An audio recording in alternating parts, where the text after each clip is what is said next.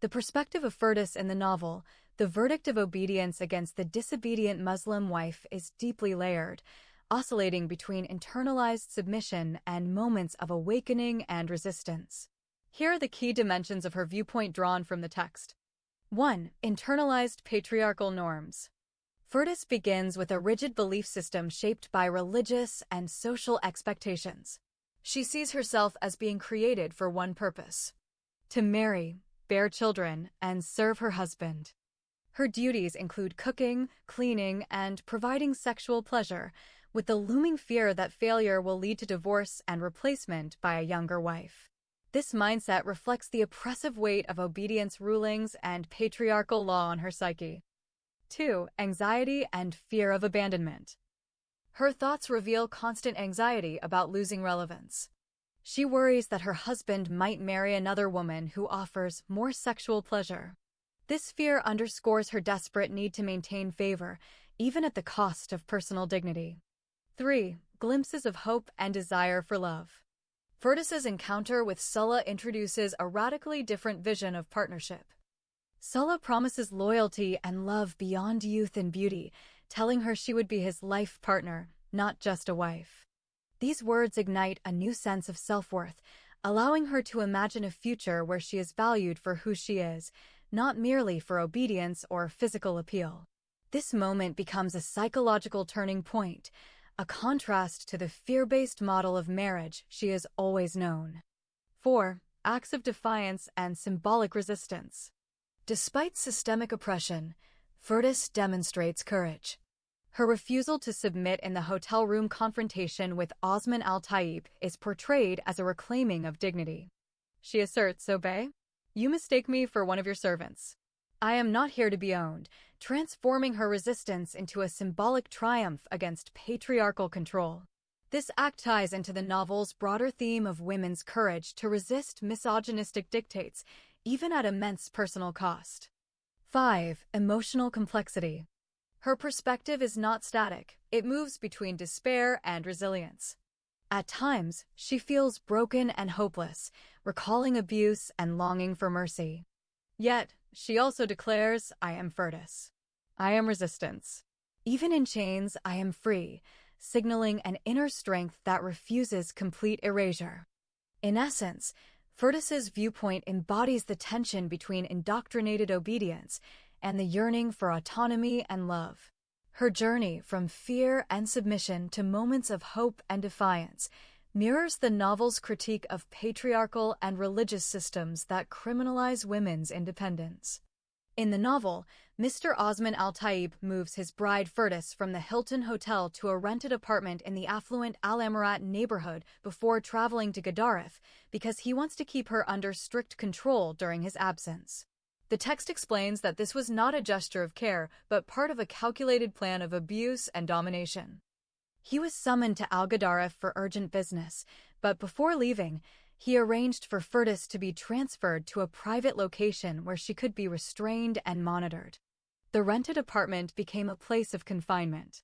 Under his orders, his bodyguard Harun was instructed to guard her day and night, feed her minimal food and water, and keep her chained and tied to the bed. Harun was even authorized to beat her if necessary. This move reflects the novel's central themes of patriarchal control and systemic abuse, showing how Osman sought to enforce obedience through isolation and physical coercion. How this episode connects to the broader critique of the verdict of obedience and women's rights in the story. Based on the document, here's a clear synthesis. Core connection.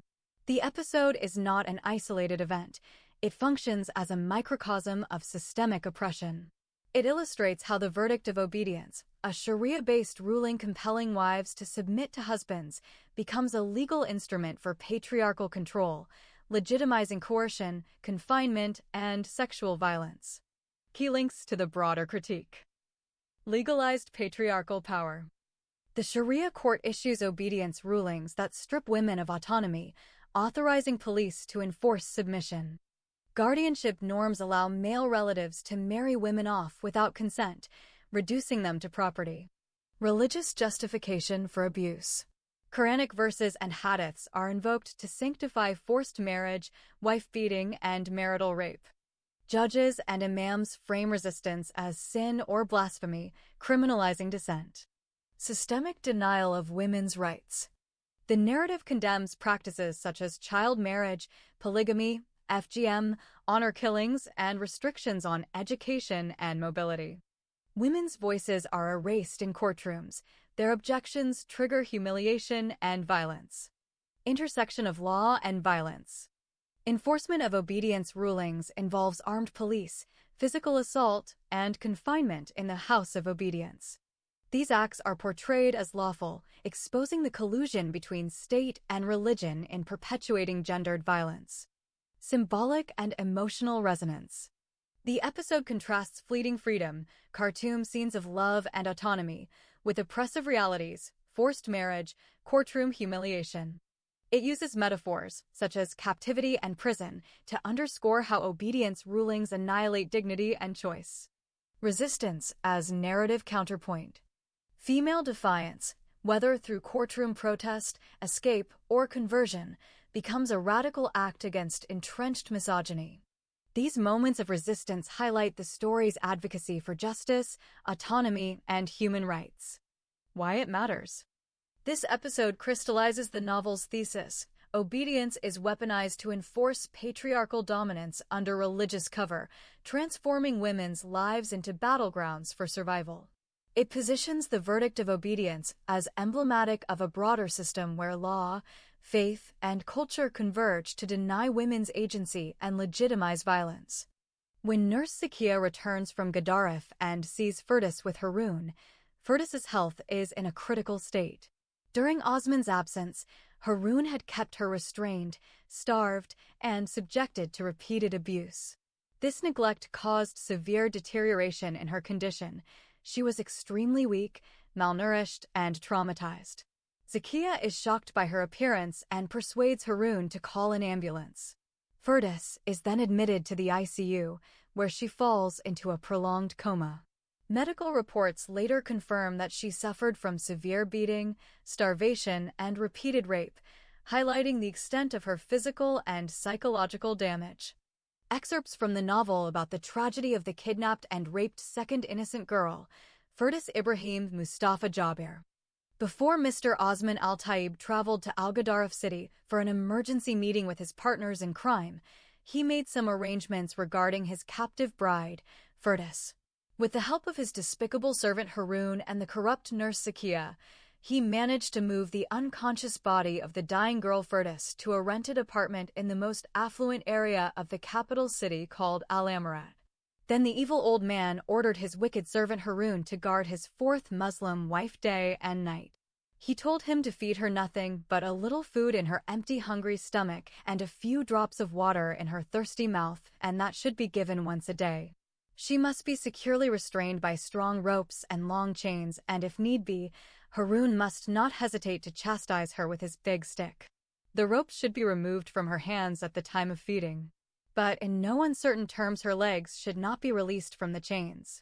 Besides the strong ropes, the old man brought in exceptionally long and strong chains and tied her legs and tied them to the bed. When she needs to go to the toilet, the chains will keep her under Harun's control. The evil old man had promised his vile servant that he would return in 2 days. The first day passed quietly between the guard and the imprisoned bride. On the second day, the foul guard discovered that the imprisoned bride had a high fever. He tried to restore it to normal using a damp cloth, but his treatment was in vain. The fever continued to increase. The evil servant thought the fever might be caused by her hunger. Therefore, he made some food and started feeding her half-conscious body by inserting it into her mouth. After a short time, she vomited the food. Then he got some over-the-counter medicine and put it in her mouth. This also did not reduce the fever.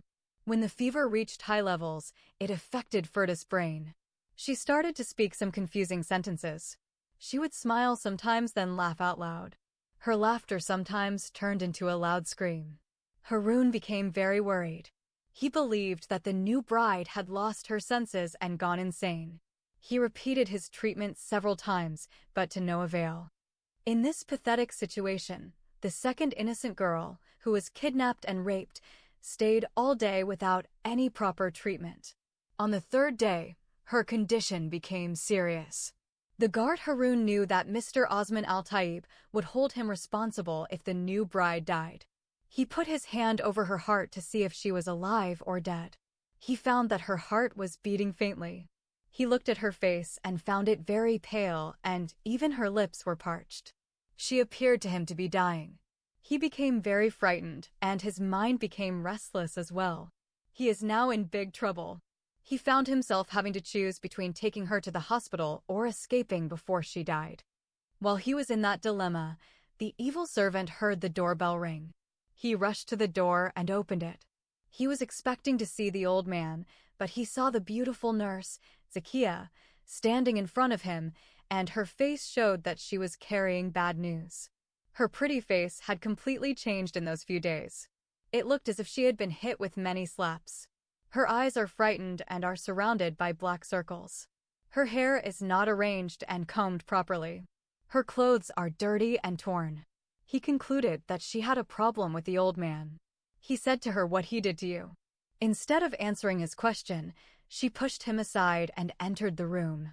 When she saw Firdas, she opened her eyes wide and put her hands over her mouth. Then Zakia looked at Harun with a big question mark on her face. The servant told the nurse that she was not dead yet, but she was dying anyway. If Mr. Osman Al-Taib delays his arrival for another day, she will surely die. Mr. Osman Al-Taib will not come for years. He was arrested. Who arrested him and why? The Gedaref police had arrested him for his involvement in bribery and rape. Harun shouted, "Rape? Did he rape you too?" "It's not me. It's another kidnapping and rape. This means that this girl is not his wife. He kidnapped her from the city of Gedaref and falsely claimed that she is his new bride. Not this girl either. There is another innocent girl who had been kidnapped and raped by some gangsters who are loyal to Mr. Osman Al-Taib. What are we going to do with this girl? She is dying. We must take her to the hospital immediately. This will put us in trouble. Any doctor would know she was beaten and starved to death. She was also brutally raped by the old man. What do you want us to do with her? If she dies like this, we'll be in even bigger trouble. We will get involved in a rape and murder case." "You are right, Miss Zakia. Hospital doctors and nurses could save her life. But first, let's remove the chain and ropes from her hands and feet. We must also put her clothes and shoes on and comb her hair properly." Then the vile servant and the dissolute nurse spent an hour dressing the second innocent girl in new clothes and shoes. When they removed the ropes and chains and combed her hair, she began to look human again. Despite this, the fever remained high in her exhausted and brutally raped body as before. After that, they had all the tools that the demonic old man and his evil servant used to beat, torture, and rape Firdas. When they finished, Nurse Zakia picked up the phone and called the hospital. Then the evil old man's two wicked servants sat silently beside their victim, facing each other like two bad-omened birds, a crow and an owl. Every now and then the nurse was examining Firdas' heart. The more she did, the more fear and anxiety her face showed. Half an hour later, a hospital ambulance and an unmarked police car arrived. A doctor and two nurses entered with two other men after Harun opened the door for them. While the doctor was examining the girl, one of the two men began to interrogate Zakia and Harun. "What is your relationship with this girl?" Zakia said, "We have no direct relationship with her. We were hired by her husband to take care of her for a while. I am her nurse, and this is her servant." "Where is her husband now?" "He's in jail." "What jail?" "Gedaref prison." "Why did he go to jail?" "He was arrested for bribery." The nurse deliberately avoided mentioning the crime of rape for fear of being implicated in it one way or another. "What is his name?" "His name is Mr. Osman Al-Taib." "Do you know where this girl's parents or relatives live?" "We know that she is from the city of Gedaref, but we do not know any of her relatives." "What's her name?" "Firdas Ibrahim Mustafa Jabir." "How old is she?" 15 years. "Do you know what happened to her?" "Not at all, sir." Then the man turned to the evil servant and said, "What about you?" "I also don't know, sir." "In that case, we have to hold you both until we know what happened to her." After checking and examining Ferdas's condition, the doctor said it is too late. The girl is dying. Anyway, we have to rush her to the hospital. The two nurses then carried Furtis's unconscious body onto a stretcher and carried her to the ambulance. When the doctor and the two nurses left with the ambulance, the other two men stayed with Zakia and Harun for further interrogation. Then it turns out to the two evil servants that the two men are policemen without their khaki uniforms. Once the ambulance arrived at the hospital, the unconscious body of the second innocent girl was taken directly to the intensive care unit. When the doctor examined her again, he discovered that she had been beaten, tortured, and starved for several days. She was also brutally raped. She was shackled and chained for a long time. Her head was hit with the rods. Her body is full of injuries. Then Khartoum General Hospital informed the police of the doctor's report. Meanwhile, the unconscious body of the patient Furtis was kept in the intensive care unit for 3 days. The two police officers decided to detain Zakia and Harun after the ambulance took Furtis to the hospital because the doctor's examination revealed shocking evidence of abuse. Furtis had been beaten, tortured, starved for several days, and brutally raped. She was shackled and chained for a long time, and her head had been struck with rods. Her body was covered in injuries, confirming prolonged violence and neglect. When Khartoum General Hospital reported these findings to the police, suspicion immediately fell on those closest to her during this ordeal. Harun, the bodyguard, had already confessed to his role in restraining and abusing Furtis under orders from Osman Al-Taib. Zakia, the nurse, admitted during interrogation that she knew the abuse could lead to serious illness and death, but concealed it instead of intervening, violating her professional duty. These admissions, combined with the medical evidence, led the officers, who were undercover at the time, to arrest both Zakia and Harun for further questioning and charges related to kidnapping, rape, and second-degree murder. Furtis's health condition in the ICU was extremely critical and deteriorated over time. Here is a detailed description based on the document. Admission and initial state. After a prolonged delay in seeking medical help, Furtis was finally admitted to the ICU in Khartoum General Hospital. She was in a deep coma upon arrival, showing no signs of improvement for several days. Underlying causes. Her condition was the result of severe abuse. She had been repeatedly beaten, starved, and raped. These traumatic injuries, combined with prolonged neglect, left her body in a fragile state. Progression in ICU. She remained unconscious for several days, during which doctors declared her clinically dead at one point. After 5 days, she began to show minimal recovery, emerging from her coma but unable to speak or walk. Her voice returned faintly after about a week, and she whispered to nurses about the abuse she endured. Despite this slight improvement, her overall health remained pathetic. She was emaciated, weak, and traumatized. Emotional and social context. Nurses, particularly one named Amal, showed compassion, caring for her daily and even helping her write a letter to her lover, Sola. This indicates that while her physical state was dire, she retained some mental clarity and emotional longing during her brief recovery phase. Final outcome. Tragically, Furtis's body could not withstand the accumulated trauma. Despite intensive care, she died a few days later in the hospital. In summary, Furtis's ICU condition was marked by a prolonged coma, severe physical injuries, and eventual death, underscoring the devastating impact of abuse and neglect. Here's a concise timeline of the health progression of Furtis in the ICU based on the text. Timeline. Day 0. She collapsed and was admitted to the intensive care unit in critical condition. Days 1 to 5, remained unconscious in a deep coma, her condition described as suspended between heaven and earth. Day 6, showed signs of recovery and emerged from the coma, transferred from ICU to a women's ward. Following week, initially unable to speak or walk, gradually regained minimal strength. Day 8, began speaking faintly in whispers. Nurses learned of her traumatic experience. Later stage, despite care and emotional support, her health continued to deteriorate, leading to clinical death after prolonged coma. Excerpts from the text.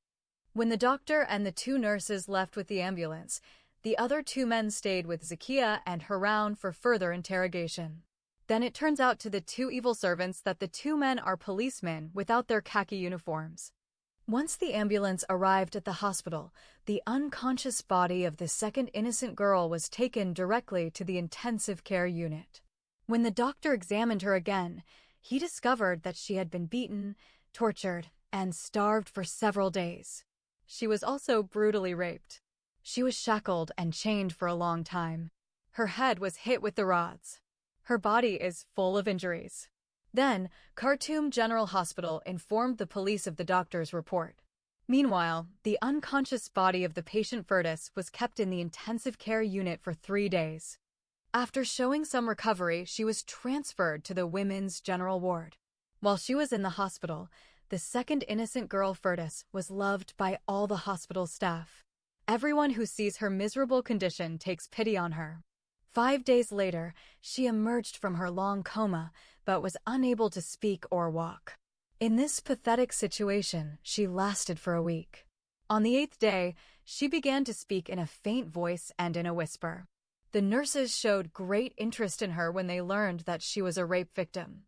She told them that she was severely beaten, starved, and brutally raped by an old man who falsely claimed to be her lawful husband. A nurse named Amal became her friend. The second victim of the crime of kidnapping and rape spoke to the kind nurse about her friend Sulla. Nurse Amal tried to assure Firdaus that she would soon recover and see her lover again. Firdaus asked her new friend to help her write a letter to her lover. Nurse Amal agreed to write the letter on her behalf. In great pain and sadness, Firdaus managed to dictate to Amal her first love letter to her friend Sulla. On the same day, the kind nurse mailed that letter to the address of the dying beloved girl's lover in Gedaref City. Meanwhile, as the doctor expected, the second innocent girl's condition did not improve much. Her body lost a lot of weight. She suffered a lot of physical and sexual abuse. In fact, the second innocent girl, Firdaus, was abused, raped, and tortured more than the first innocent girl, Mona. The first girl was raped and abused for 1 day, while the second girl was beaten, tortured, raped, starved, chained, and imprisoned for several days. The two innocent girls were kidnapped by 5 men and taken to vicious sex predators who brutally torture and rape them. The only difference between the crimes of kidnapping and rape, the first is a crime punishable by law, while the second is a legitimate crime justified by Islamic law and supported by society. Firdaus decides to write a letter to her boyfriend, Sulla, because she is in a state of deep pain and despair after being kidnapped and brutally abused.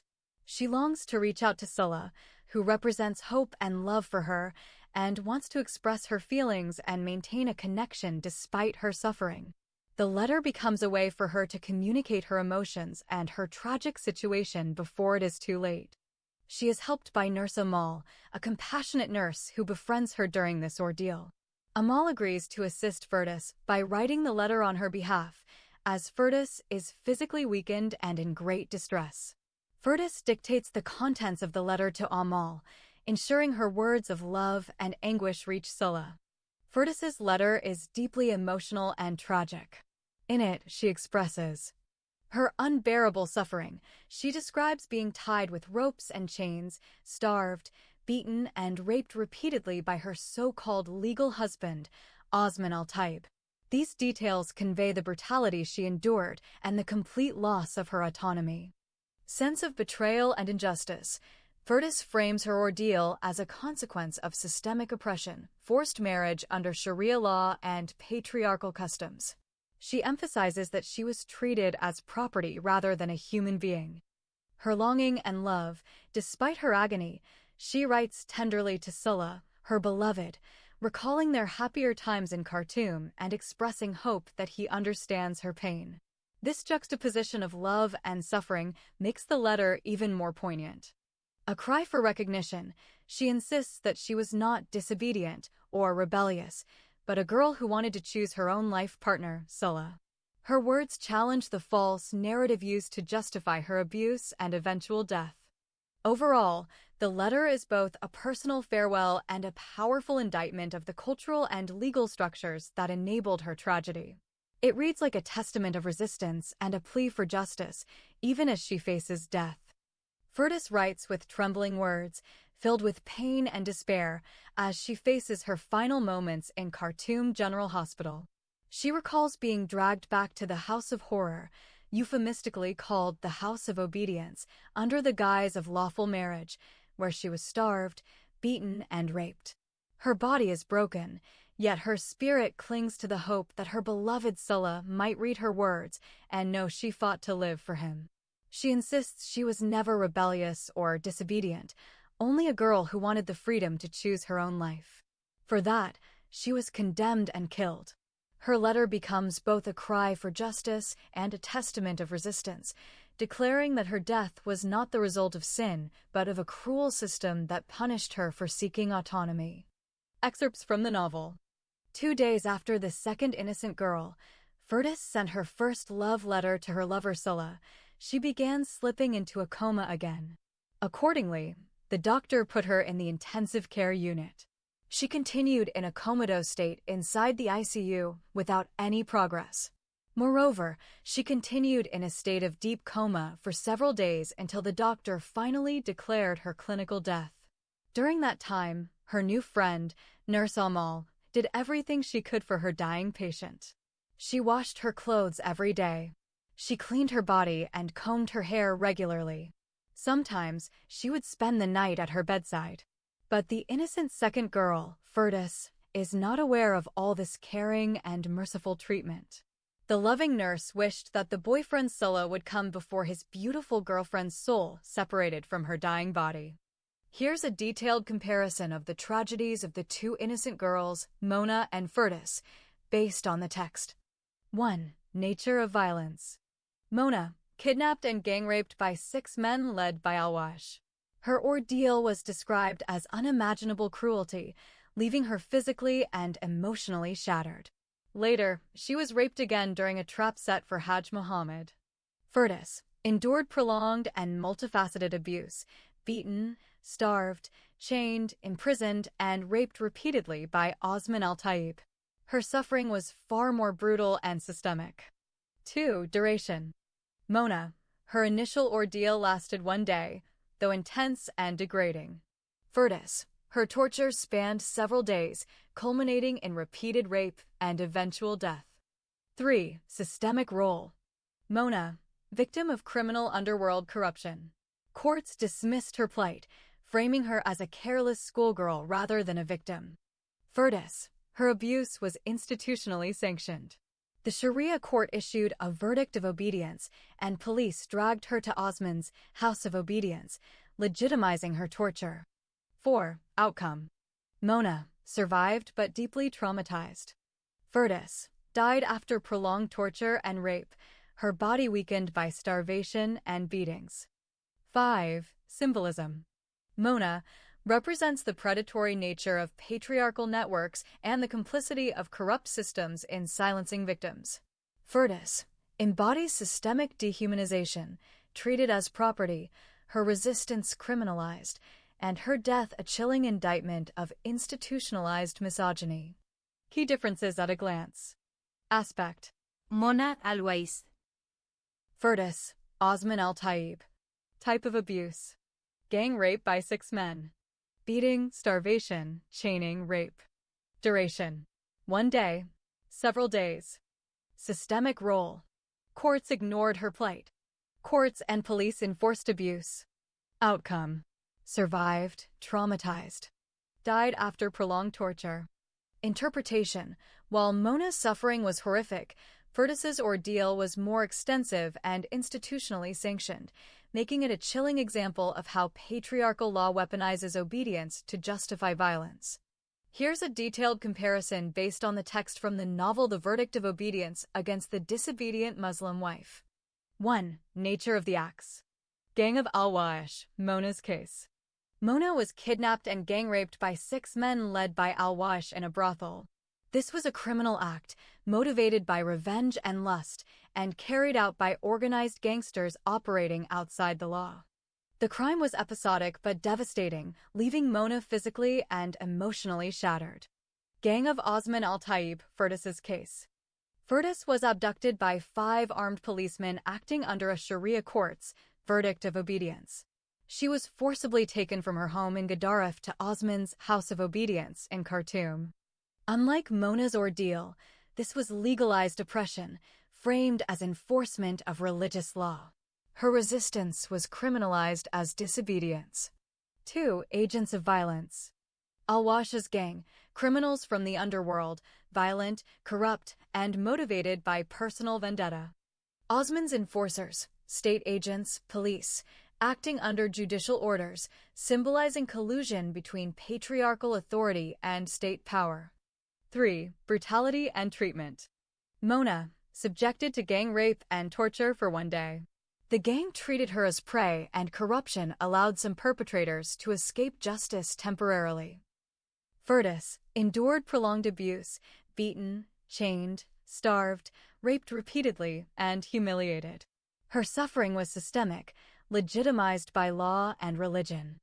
4. Legal and social context. Mona's case, condemned as a crime but marred by corruption. Bribes paid to Inspector Hussein by Osman al-Taib led to temporary release of a gang member. Firdaus's case, sanctioned by the Sharia court, reflecting institutionalized misogyny. Her autonomy was erased under the guise of morality and obedience. 5. Symbolism. Mona's ordeal exposes moral decay and corruption in the criminal underworld. Firdaus's journey across Sudan to Khartoum symbolizes freedom slipping away, highlighting how women's resistance is punished by patriarchal law. Key contrast summary. Aspect. Mona Al-Wais. Firdaus, Osman al-Taib. Legality. Criminal act. Legalized under Sharia law. Perpetrators. Gangsters. 5 policemen enforcing court order. Duration. Episodic. Prolonged and systemic. Outcome. Rape and torture for one day. Rape, starvation, beating, eventual death. Social message. Corruption and hypocrisy. Institutionalized misogyny and religious authoritarianism. Compare the brutality of Al-Wash towards his victim Mona with the brutality of Osman al-Taib towards his victim Firdaus.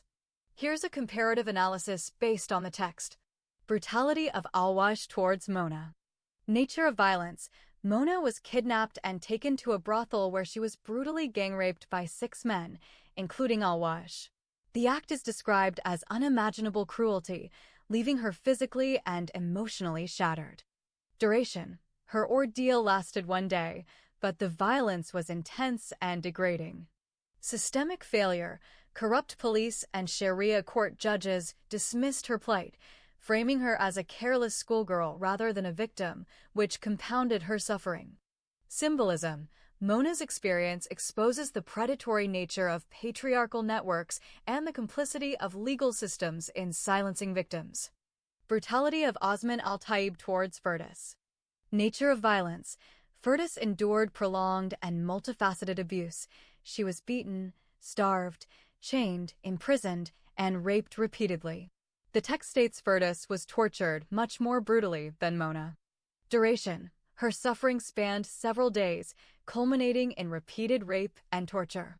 Institutional enforcement. Her torture was legitimized by the Sharia courts, verdict of obedience, enforced by police who dragged her from her home and delivered her to Osman's House of Obedience. This dramatizes the collusion between state power and patriarchal authority. Symbolism. Firdaus's ordeal represents systemic dehumanization. She was treated as property, and her resistance criminalized. Her rape and torture underscore the lethal consequences of institutionalized misogyny. Key differences. Aspect. Mona Al-Wais. Firdaus, Osman al-Taib. Type of abuse. Gang rape by 6 men. Beating, starvation, chaining, rape. Duration. 1 day. Several days. Systemic role. Corrupt courts ignored her plight. Courts and police actively enforced abuse. Outcome. Survived, traumatized. Died after prolonged torture. Interpretation. While Mona's suffering was horrific, Firdaus's ordeal was more extensive and institutionally sanctioned, making it a chilling example of how patriarchal law weaponizes obedience to justify violence. Farida returned to Abu Dhabi after her short vacation because, despite wanting to stay and fight the men who had wronged her younger sisters, Intisar and Firdas, she was the family's sole breadwinner. She needed to continue supporting her large family and resume her job in a foreign country. This decision left her feeling brokenhearted and defeated, as though she had failed to protect her sister Firdas from harm. She carried a deep sense of guilt and vowed to live with a troubled conscience if anything bad happened to her underage sister Firdas, who was 15-year-old. Here's how Farida encouraged her sisters, Intisar and Badriya, her brother Osman, and other friends based on the text. Moral support and motivation. Farida spoke many encouraging words to her sisters and their friends, Sami, Salah, and Walid Hamza, urging them to stay strong and united. She inspired them to continue their fight against the conspirators who had wronged them, promising that justice would prevail. Mobilizing allies, she rallied not only her sisters, but also their boyfriends, Sami, Salah, Walid, and her brother Osman. Together, they pledged to fight until complete victory was achieved over the corrupt men and religious authorities who orchestrated the forced marriages. Reassurance of protection. Farida reassured her sisters that she would not allow harm to come to them. She asserted her role as their guardian and protector, especially in the absence of their father, and made it clear that the family must unite to defend their rights. Preparedness for sacrifice. She was willing to sacrifice her own job, savings, and future prospects to secure her sister's freedom and dignity, seeing this as a moral and familial duty. Strategic guidance. Farida advised her brother Osman and the group to resort to legal means first, rather than violence, to punish the conspirators and rescue Firdas. Her wise words calmed Osman's anger and helped the group focus on a lawful path to justice. Excerpts from the text. In the meantime, after the arrest of the evil witch doctor, Hajj Muhammad, the older sister, Farida, returned to Abu Dhabi after her short vacation ended. She wanted to stay and fight those evil men who wronged her two younger sisters, Intisar and Firdas, but because she is the only breadwinner in the family, she had to continue supporting her large family and return to her job in a foreign country. However, she returned to Abu Dhabi as a broken-hearted girl, feeling like a soldier who had gone to war in a far country and returned to her homeland as a defeated and humiliated girl. She blamed herself for not protecting her sister Firdas from the evil old man. She knew that if anything bad happened to her underage sister, she would live the rest of her life with a troubled conscience and a broken-hearted girl. Nevertheless, Farida encouraged her sister's boyfriends with many words. Sami, Salah, Walid, Mona, her brother Osman, and her two sisters, Badriya and Intisar, have promised her to continue their fight until complete victory is achieved over all the evil conspirators. Osman assured her that he will not return to his boarding school in Kassala City until Firdas is rescued from the evil old man and transported safely to her city and family. He also swore by God that he would not allow any of those wicked people to touch the finger of his sister Intisar. Farida's actions serve as a turning point in the narrative, both symbolically and practically. 1. Breaking patriarchal control. Farida's defiance, particularly the moment she throws her shoe at Mr. Osman Al-Taib during a heated confrontation, marks the first open challenge to his authority. This act is not just impulsive anger. It signals that the family and their allies will no longer submit to intimidation or the rigid patriarchal norms he represents. Her courage undermines his aura of invincibility and begins the erosion of his power base. 2. Catalyst for collective resistance. Her boldness inspires others to act. After her outburst, the group becomes more resolute in protecting Intisar and Firdas from forced marriages. This solidarity transforms individual suffering into a shared mission, reinforcing the theme of communal resistance against systemic oppression. 3. Legal and social consequences. Farida's stance indirectly sets off a chain reaction. Her father, Inspector Yassin, intervenes with legal force, leading to the arrest of Hajj Muhammad. Later, Farida's own recorded confession becomes pivotal evidence in court, exposing crimes such as sham marriages, bribery, and manipulation of Sharia law. These revelations dismantle the conspirators' network and ensure convictions, shifting the balance of power in favor of justice. 4. Thematic significance. Farida embodies the novel's central theme, women's courage to resist oppressive interpretations of religion and law. Her actions transform passive endurance into active rebellion, illustrating that resistance often begins with one brave gesture that galvanizes others. Frida's actions in the house of Maulana Sheikh Marzouk were dramatic and fueled by outrage at the injustice she uncovered. Here's a clear summary based on the text. Initial intent. Frida visited the Imam's home with Sami to confront him about the forced marriage of her sister Intisar. She aimed to demand annulment and challenge the legality and morality of the marriage contract. Setting. The Imam was seated in a formal, religious setting, dressed in traditional attire, reading the Quran. His home reflected his authority and polygamous lifestyle, with separate residences for his 4 wives. Escalation. When the Imam revealed a second conspiracy involving other conspirators, Frida's anger boiled over.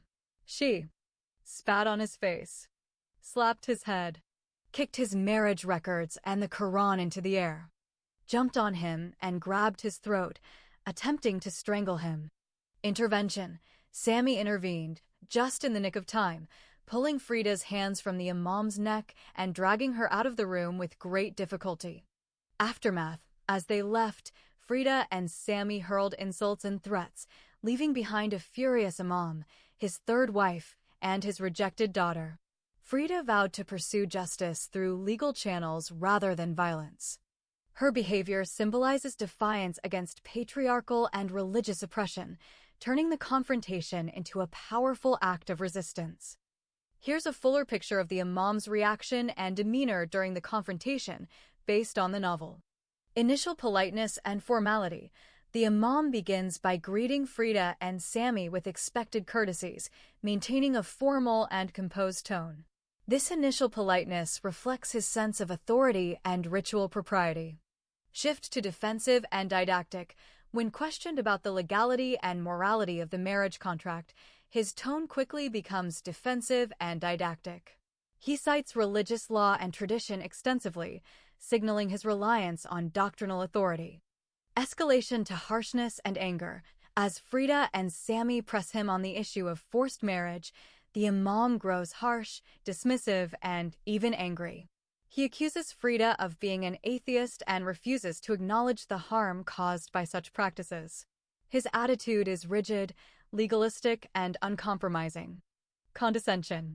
He does not tolerate challenges to his authority or the established order. His emotionally detached stance reinforces the oppressive structures Frida and Sami are fighting against.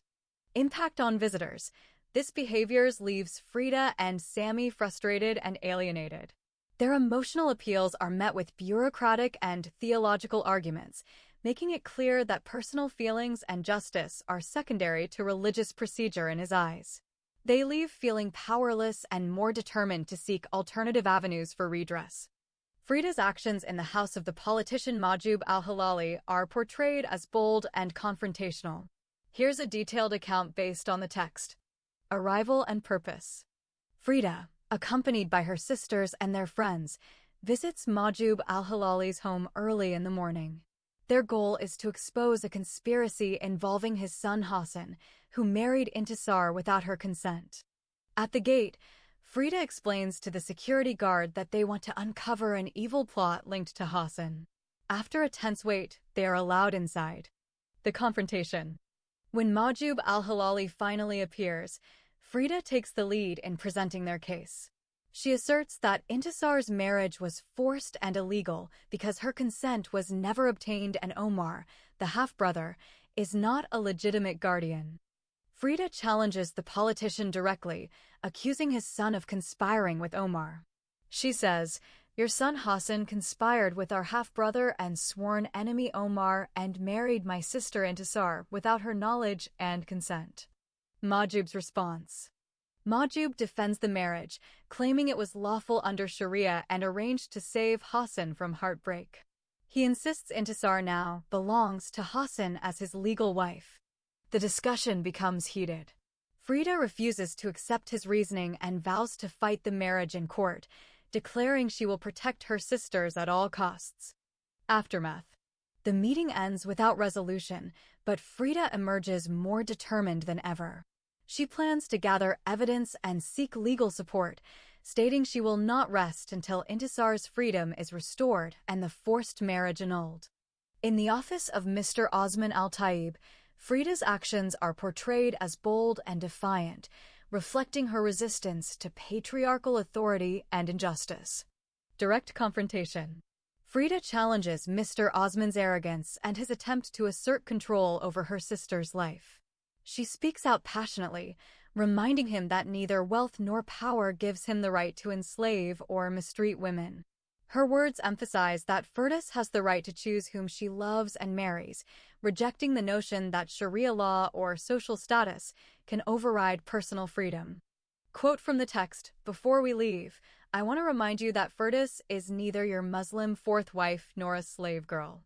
She has every right to decide who she loves to marry." Symbolic act of defiance.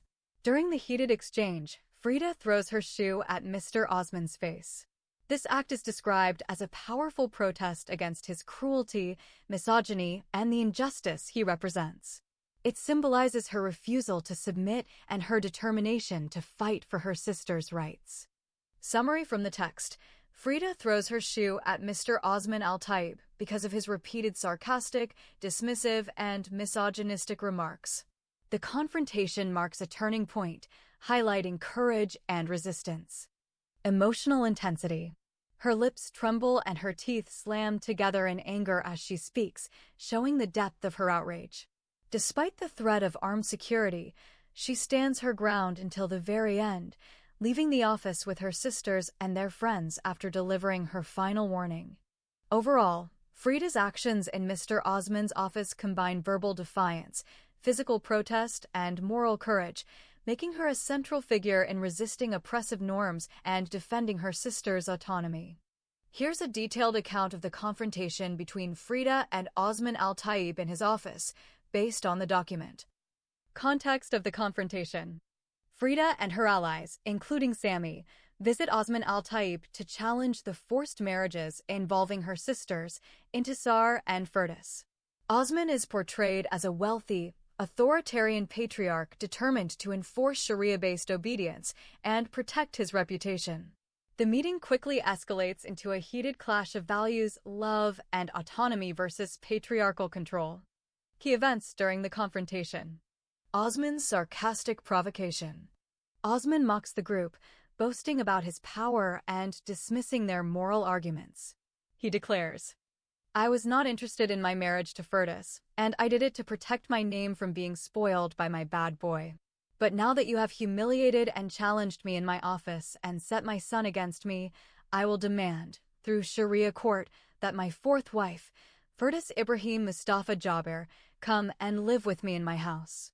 This statement enrages Frida, who vows, "As long as I am alive, neither you nor the dirty politician's son Hassan can touch even one finger of my two sisters." Sami's dramatic ultimatum. Sami turns against his father. "Until today I call you Dad. But if you persist in these evil plots, I will never use that honorable name again. I will call you an insolent old man and evil conspirator, and I will fight you and your partners in crime." Frida's verbal assault. Frida accuses Osman and his accomplices of criminal conspiracies. "We didn't come here to take Sami. We have come to talk to you about the two evil plots that you, the criminal Omar, the impostor Hassan, and this Antichrist Imam did against my innocent sisters." She challenges him to take the matter to court, signaling her readiness for legal battle. Physical outburst. When the Imam reveals the second conspiracy, Firdaus's forced marriage to Osman, Frida loses control. She spits on the Imam, slaps his head, kicks his marriage record and the Quran into the air, and even tries to strangle him. Sami intervenes just in time, pulling her away before serious harm occurs. atmosphere, and emotional impact. The office becomes a battleground of rage and defiance. Osmond's threats and Frida's fury symbolize a breaking point. The family refuses to submit to patriarchal intimidation. The confrontation ends with Osmond vowing revenge and legal enforcement, while Frida and her allies reaffirm their commitment to protect Intisar and Firdas at all costs. Based on the text, Frida's actions at the Sharia court and in related confrontations were bold, defiant, and deeply protective of her sister Firdas. Initial resistance and threats. Before the court proceedings, Frida outright refused to surrender Firdas to Osman al-Taib, whom she considered an illegitimate husband. She even threatened to kill Osman if he tried to approach Firdas. This act of defiance prompted Osman to file a judicial complaint in the Sharia court. Confrontation with religious authority. During a heated encounter with the imam who officiated the marriage, Frida's anger boiled over. She spat on his face, slapped his head, kicked his marriage records and the Quran into the air, and even tried to strangle him before being restrained. This dramatic outburst symbolized her rejection of the forced marriage and the religious authority that legitimized it. Courtroom challenge. In the courtroom, Frida vocally denounced the injustice, accusing the conspirators, including Osman and the judge, of hypocrisy and evil. Her words were sharp and uncompromising, framing the forced marriage as slavery and condemning the systemic abuse of Sharia law to oppress women. Symbolic acts of protest. Outside the courtroom, Frida continued her resistance. In one confrontation with Osman, she threw her shoe at his face, a symbolic gesture of defiance against his arrogance and patriarchal dominance. Strategic actions. Beyond physical and verbal protests, Frida sought legal remedies. She planned to hire a lawyer, rally community support, and expose the conspiracy through evidence, including secretly recorded confessions from key figures involved in the fraudulent marriage schemes. In short, Frida's role was that of a fierce protector and activist, combining emotional outbursts, symbolic defiance, and calculated legal strategies to fight for her sister's freedom and dignity. The courtroom, her perspective. The heavy oak doors groaned as they swung open, and the chill of the marble floor seeped through her shoes. Every step toward the bench felt like a march into judgment. The air was thick with whispers, lawyers murmuring strategies, pens scratching like insects on paper. She could feel their eyes, those silent jurors of society, measuring her against traditions older than the walls themselves. She sat near her sisters Intisar and Firdas, spine rigid, hands clasped so tightly her knuckles blanched. The judge's gavel struck, a sound like thunder cracking across a barren plain. It silenced the room, but inside her chest, the storm raged louder. Her breath caught as the words began to flow, legal jargon twisting like vines around her fate. Obedience. That word echoed, sharp and cold, slicing through her resolve. She looked at the faces before her, some stern, some curious, some indifferent. Did they see her sister Firdas as a married underage girl of 15, or merely a case number? Her pulse throbbed in her ears as the counsel rose, voice steady, arguments like arrows aimed at centuries of expectation. She wanted to speak, to shout, to tell them that obedience was not the measure of love, nor the currency of dignity. But her voice stayed locked behind her teeth, trembling like a bird in a cage. The opposing counsel's tone was iron, each syllable hammering the notion that her sister's defiance was rebellion, her silence guilt.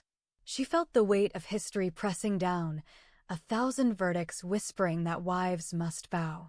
Yet in that moment, as the judge's gaze bore into her, she lifted her chin. Not in arrogance, but in quiet defiance, a signal to herself that even if the law bound her sister Firdas, her spirit remained unshackled. The verdict loomed like a shadow at noon, inevitable and stark. But as the gavel fell again, she realized something. They could command her sister's body, dictate her marital duties, but they could never legislate her soul. Frida's actions in the house of Hajj Muhammad were bold, strategic, and pivotal to exposing the conspiracies against her sisters. Here's a detailed account based on the text. Purpose of the visit. Frida, the elder sister of Intisar and Firdas, went Hajj Muhammad's home undercover to uncover the truth behind two fraudulent marriages. She suspected him of masterminding these plots and aimed to gather evidence that could stand in court. How she gained access. Frida disguised her identity, presenting herself as a neutral visitor named Siham rather than revealing she was the sister's sibling. This deception made Hajj Muhammad feel safe and speak freely, unaware of her true connection. Key actions during the visit. Undercover strategy.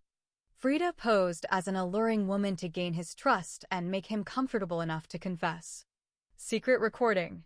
She carried a small detective tape recorder hidden in her handbag and recorded the entire conversation without his knowledge. Extracting confession. Hajj Muhammad admitted he orchestrated the two forced marriages. Intisar to Hassan. Firdas to Osman al-Taib. He revealed receiving bribes and manipulating religious authority to legitimize these unlawful unions. He also disclosed Osman's plan to enforce the verdict of obedience and take Firdas on a honeymoon to Europe. Handling his advances. During the visit, Hajj Muhammad displayed arrogance and lustful behavior, even making indecent proposals and offering wealth.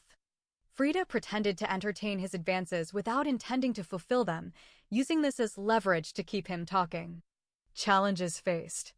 Frida experienced moments of intense fear, especially when confronted with Dal Doom, a figure associated with Hajj Muhammad's black magic rituals. She locked herself in the toilet, trembling, before regaining composure to continue her mission. Despite her terror, she stayed longer to extract more incriminating details, knowing this evidence could be decisive. Outcome. Frida successfully obtained a full confession on tape, which later became a critical piece of evidence in court. Her bravery exposed the depth of corruption and strengthened her resolve to fight for her sister's rights. Frida's challenges were multifaceted and deeply rooted in systemic, social, and personal struggles. 1. Betrayal and family conflict. Frida discovered that Omar and Hassan had arranged and executed a marriage contract for Intisar without her consent or presence. This betrayal by Omar, motivated by greed and rivalry, forced Frida into a position where she had to act as the sole protector of her sister's rights. 2. Legal and religious barriers.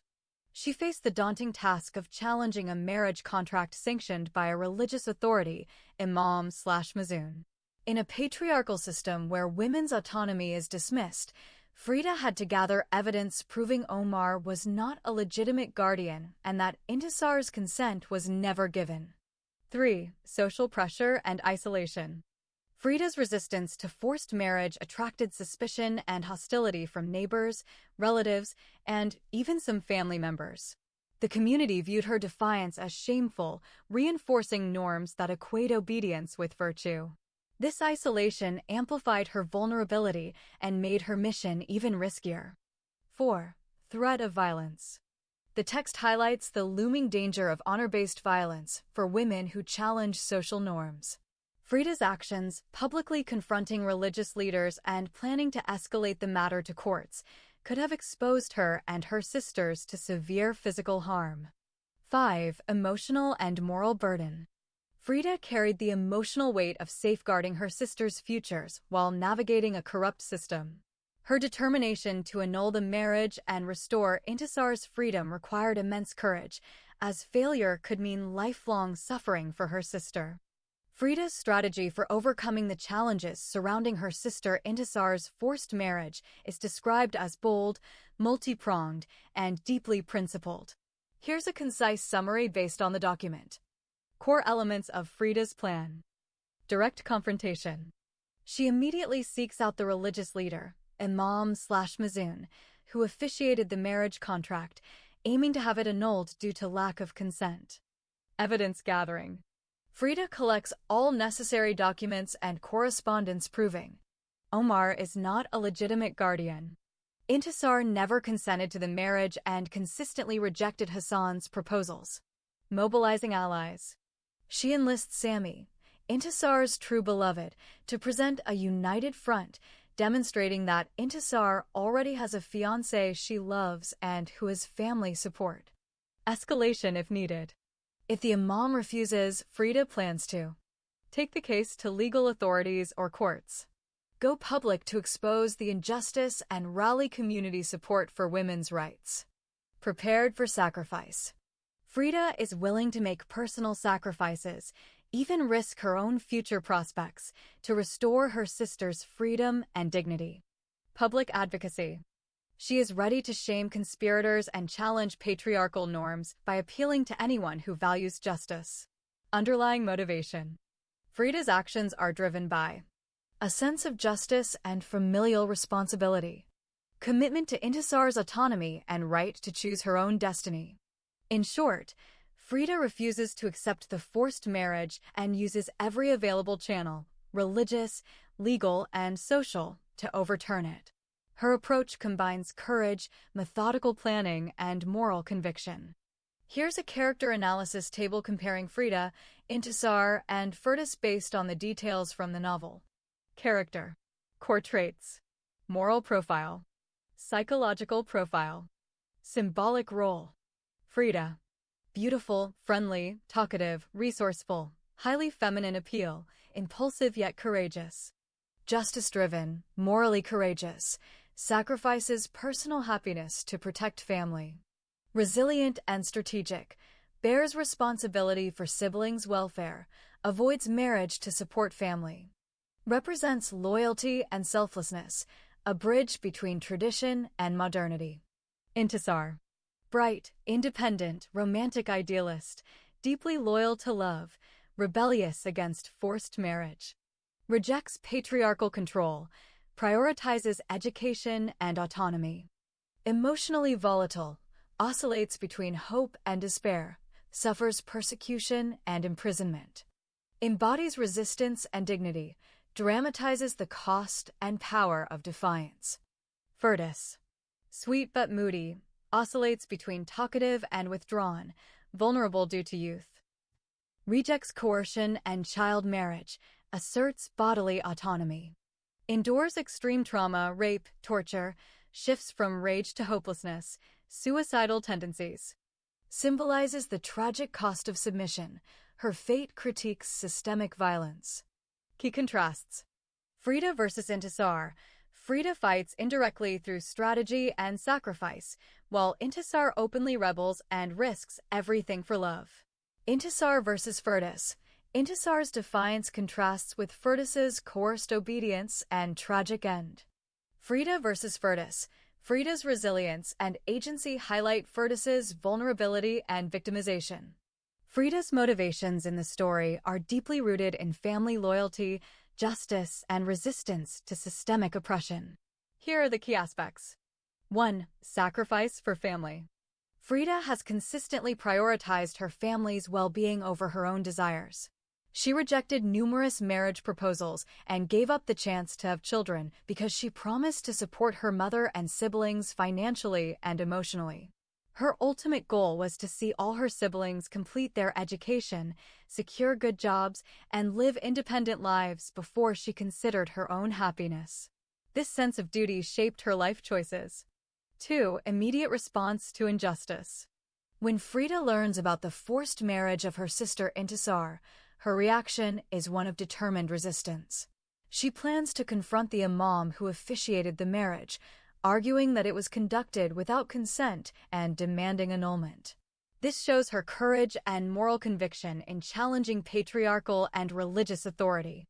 3. Advocacy for justice and equality.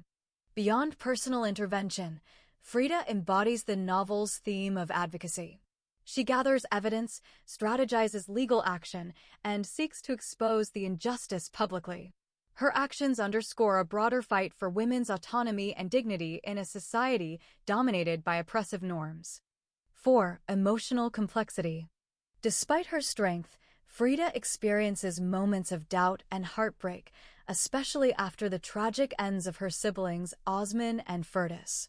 These losses intensify her resolve, but also reveal her vulnerability, making her a multidimensional character driven by both love and grief.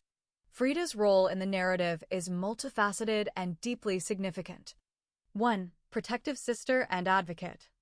Frida emerges as a strong guardian figure for her younger sisters, Intisar and Firdas.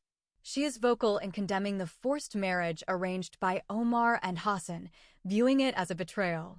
Her determination to safeguard her sisters' rights drives her to contest the legality of the marriage and seek justice, even when the patriarchal system seems insurmountable. 2. Sacrificial caregiver. She sacrifices her own personal happiness and rejects multiple marriage proposals to support her family. Frida works abroad in Abu Dhabi, providing financial stability and prioritizing her siblings' education and well-being over her own dreams of marriage and motherhood. 3. Courageous strategist. Frida plays a daring role in exposing corruption and injustice. Disguised as Siham, she seduces Hajj Muhammad to obtain a taped confession, proving his involvement in fraudulent marriage plots. This undercover act demonstrates her bravery and resourcefulness, as the evidence she gathers becomes pivotal in dismantling the conspirators' schemes. 4. Symbol of resistance. Her actions, advocating for annulment, gathering evidence, and challenging oppressive norms, position her as a symbol of female resistance against systemic misogyny. Frida's character underscores themes of justice, autonomy, and dignity for women in a society dominated by patriarchal and religious authority. Frida feels like a defeated female soldier when she returns to Abu Dhabi because her departure from Sudan is not voluntary, it is forced by harsh circumstances and a sense of duty. According to the text, she wanted to stay and fight against the men who wronged her younger sisters, Intisar and Firdas, but could not because she is the family's only breadwinner. Her financial responsibility compels her to go back to her job abroad instead of continuing the struggle at home. Her emotional state is broken. She returns as a broken-hearted girl, feeling like a female soldier who had gone to war in a far country and returned to her homeland as a defeated and humiliated girl. This metaphor captures her inner conflict. She sees herself as someone who fought for justice, but was forced to retreat without victory. Self-blame and guilt weigh heavily on her. She reproaches herself for failing to protect Firdas from the evil old man and fears living the rest of her life with a troubled conscience if harm comes to her sister. Boyfriends and her brother Osman to continue the struggle until victory is achieved. This shows her resilience, even though she feels personally defeated. Here's a concise character analysis of Frida based on the passages from the novel. Character analysis. Frida Ibrahim Mustafa Jaber. Role and background. Frida is portrayed as the eldest sister and moral anchor in a family torn apart by patriarchal oppression and systemic injustice. At 25, she is educated, independent, and works as a translator in Abu Dhabi, making her the primary breadwinner. Her position gives her both authority and responsibility, which she embraces with unwavering commitment. Core traits. Protective and self-sacrificing, Frida consistently prioritizes her siblings' welfare over her own happiness. She rejects numerous marriage proposals, vowing to remain single until her sisters are safe and settled. This sacrifice underscores her sense of duty and deep familial love. Courageous and assertive. When Intisar's forced marriage is revealed, Frida acts decisively, confronting religious authorities, gathering evidence, and even planning legal challenges. Her willingness to face powerful men and corrupt systems highlights her bravery. Strategic and resourceful, Frida's approach to rescuing her sisters is methodical. She collects documents, enlists allies like Sami, and even undertakes undercover operations, posing as Siham to expose Hajj Muhammad's sinister plots. These actions reveal her intelligence and adaptability. Complex feminine identity. While described as less physically attractive than her sisters, Frida's charm and confidence make her compelling. Her impulsive friendliness, however, sometimes places her in danger, reflecting the vulnerability of women in male-dominated spaces. Symbolic role. Frida embodies resistance within the confines of tradition. Unlike Intisar's outright rebellion, Frida fights from within the system, leveraging law, religion, and social norms to protect her sisters. She represents pragmatic defiance and the possibility of agency even under oppressive structures. Strengths and flaws. Strengths: loyalty, resilience, intelligence, and moral courage. Flaws: impulsiveness and overconfidence in her ability to navigate predatory environments, which occasionally exposes her to risk. Narrative function. Frida serves as a bridge between the old and new worlds, rooted in Sudanese traditions yet striving for modern ideals of autonomy and justice. Her character contrasts with Inasar's radical resistance, offering a nuanced perspective on how women negotiate power in patriarchal societies. Here's a thematic analysis of Frida's character based on the text. 1. Moral courage and advocacy for justice. Frida consistently emerges as a figure of resistance against patriarchal oppression. She denounces forced marriage as a betrayal and vows to fight for her sister's rights. Her determination to contest the legality of the marriage and safeguard her sister reflects a deep commitment to justice and autonomy. This advocacy positions her as a moral counterpoint to the systemic misogyny embedded in the narrative. Her actions, gathering evidence, planning exposure of conspiracies, and challenging corrupt structures, underscore the theme of female agency in oppressive environments. 2. Resourcefulness and strategic thinking. Frida is portrayed as strategic and pragmatic. She volunteers for dangerous tasks, such as seducing Hajj Muhammad to extract a confession, demonstrating her ability to navigate perilous situations with intelligence and composure. Her use of a hidden tape recorder to secure evidence exemplifies her tactical approach. This resourcefulness aligns with the broader theme of women leveraging intellect and courage to subvert patriarchal control. 3. Psychological resilience amid trauma. Despite living in a society that objectifies women and exposes them to constant danger, Frida maintains psychological strength. She is described as lively and sweet-natured, yet capable of channeling anger into purposeful action when confronted with injustice. Her resilience contrasts with the despair experienced by other female characters, reinforcing the theme of inner strength as a form of resistance. 4. Feminine appeal and social vulnerability. The narrative emphasizes Frida's beauty and charm, which paradoxically serve as both empowerment and vulnerability. Her attractiveness makes her a target for predatory men, highlighting the theme of female sexuality as a contested space, a source of agency, but also exploitation. This duality reflects the novel's critique of societal norms that commodify women's bodies while denying them autonomy. 5. Justice-driven identity. Frida's identity is deeply tied to her sense of responsibility toward her family and her moral principles. She rejects numerous marriage proposals to remain devoted to her siblings' welfare, illustrating self-sacrifice and loyalty. This reinforces the theme of familial solidarity as a bulwark against systemic injustice. Core thematic threads through Frida.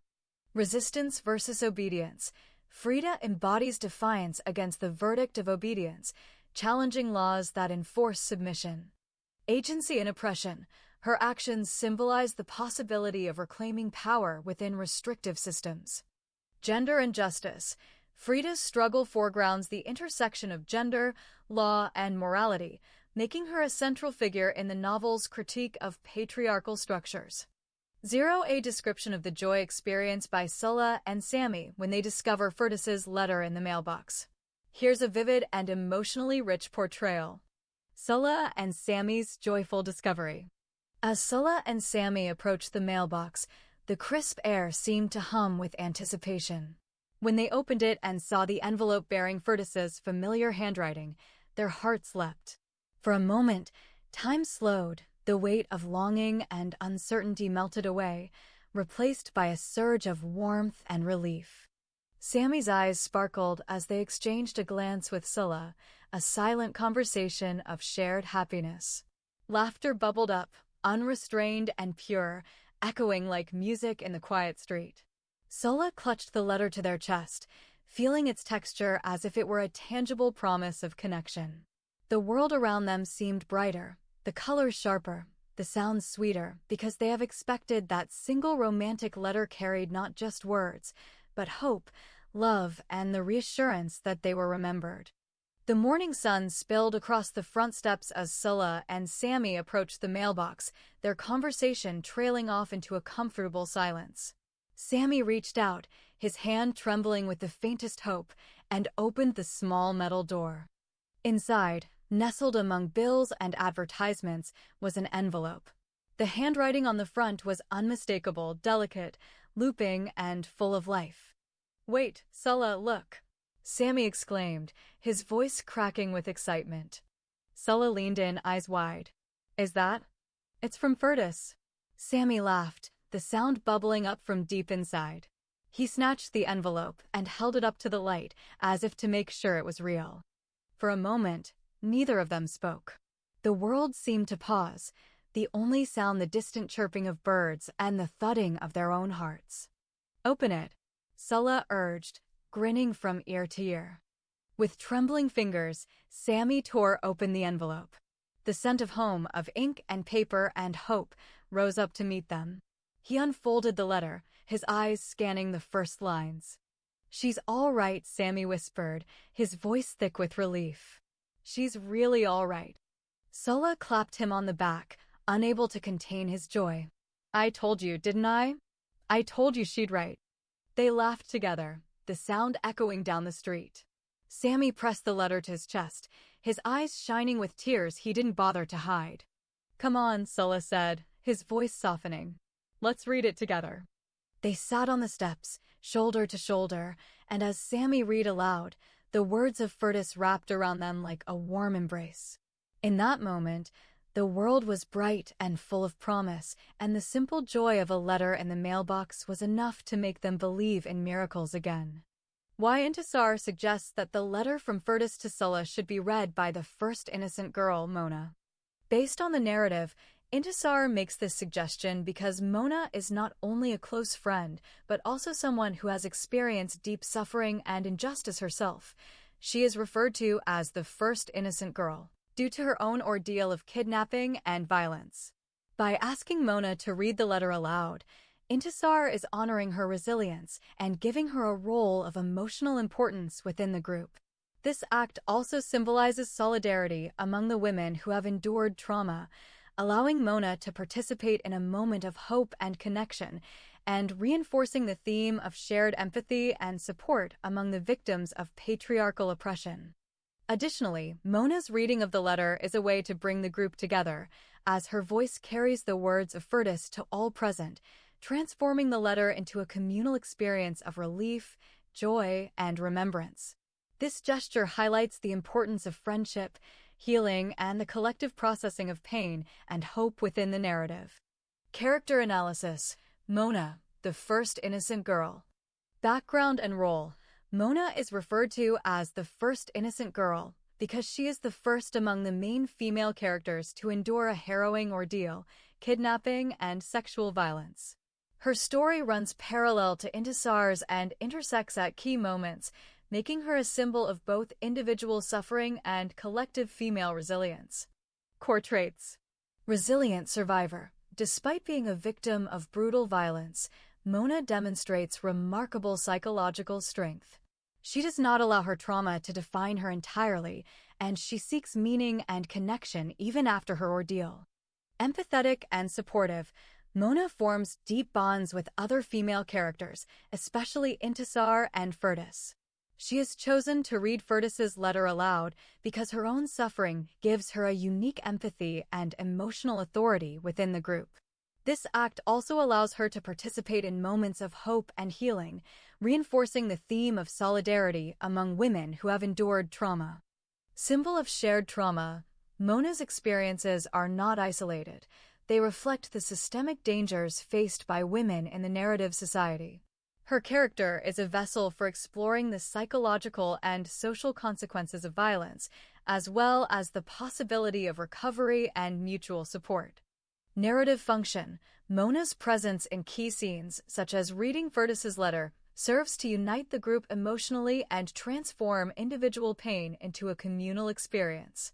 Her voice becomes a bridge between the past and present, between suffering and hope.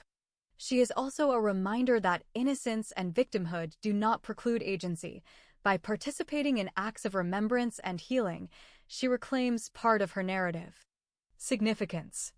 Mona embodies the themes of resilience, empathy, and the transformative power of female friendship. Her journey from victim to active participant in the group's healing process highlights the importance of solidarity and shared storytelling in overcoming trauma. Character comparison table of Mona, Intisar, and Firdaus. Character. Core traits and arc. Symbolic role and thematic function. Mona. Sensitive, innocent, and deeply affected by trauma. Mona is described as the first innocent girl, a schoolgirl from Gedaref who is kidnapped and brutally gang-raped. Despite her suffering, she demonstrates psychological strength and the ability to form deep bonds of friendship and love. Mona's journey is one of survival, resilience, and the search for dignity after trauma. Mona embodies the suffering of innocent victims in a patriarchal society. Her story highlights the devastating impact of violence against women, the stigma attached to survivors, and the importance of solidarity and empathy.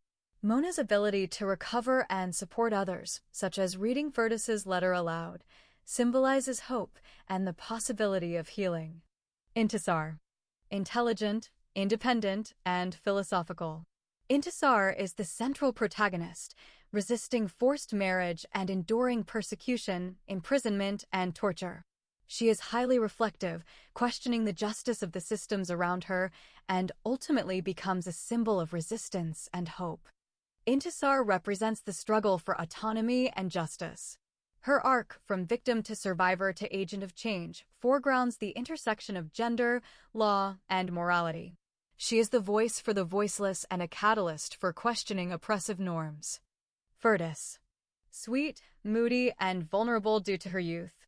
Firdaus is also a victim of forced marriage and severe abuse, and her tragic fate is a major turning point in the story. Her internal monologue reveals anxiety about marriage, obedience, and the fear of abandonment. Firdaus's story is a critique of the system that treats women as property. Her suffering and ultimate demise serve as a powerful indictment of patriarchal and religious violence, and her memory motivates others to seek justice. Key contrasts and insights. Agency. Intisar is the most active in resisting oppression, while Mona and Firdaus are initially more passive, shaped by their circumstances. However, Mona's resilience and Firdaus's tragic arc both serve as catalysts for change in others. Symbolism. Mona symbolizes innocence lost and the possibility of healing. Intisar embodies resistance and transformation. Firdaus represents the cost of submission and the consequences of systemic injustice. Relationships. All three characters are deeply connected by bonds of sisterhood and friendship, supporting and inspiring each other through their ordeals. Here are specific examples from the text that illustrate key events, character actions, and themes. 1. Intisar's forced marriage and resistance. Example: Intisar is introduced as a beautiful, intelligent, and spirited teenage girl from a poor family in Gedaref, Sudan. She is praised for her beauty, intellect, and independence, and is admired by many but chooses to focus on her studies and personal growth rather than accept the many marriage proposals she receives. Example: her journey is the emotional core of the novel. She resists forced marriage, endures persecution, and ultimately becomes a symbol of resistance and hope.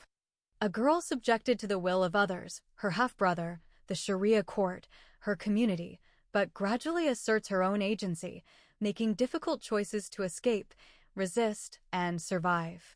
2. Firdaus's tragic fate. Example: Firdaus is also a victim of forced marriage and severe abuse, and her tragic fate is a major turning point in the story. Example: her internal monologue reveals her anxiety about marriage, obedience, and the fear of abandonment. She sees herself as an object of utility and pleasure, not as an individual with aspirations. Example: her suffering and ultimate demise serve as a powerful indictment of patriarchal and religious violence, and her memory motivates others to seek justice. 3. Mona's kidnapping and survival. Example: Mona Salah Eldin Hashim, referred to as the first innocent girl, is portrayed as a young schoolgirl from Gedaref. Her ordeal begins when Mustafa Osman Al-Taib, a wealthy and influential man, hires a criminal named Abu Shakura Wad Al-Kalb to kidnap Mona and deliver her to him at the Africa Hotel in Kassala. This plan spirals into a horrific crime when Mona is abducted by Al-Wash and his gang of 5 men. Example: despite her suffering, Mona demonstrates psychological strength. She is the one who is asked to read Firdaus's letter aloud, showing her role as a source of comfort and hope for others. 4. The House of Obedience as symbol. Example: the House of Obedience, sometimes called the verdict of obedience against a disobedient Muslim wife, is a legal and religious mechanism found in Islamic Sharia law, particularly as practiced in Sudan and similar societies. It refers to a court order that compels a Muslim wife, deemed disobedient nashis, to return to her husband and submit to his authority. Obedience, where she can be detained until she submits, or further legal and social penalties may be imposed. 5. Religious and legal oppression.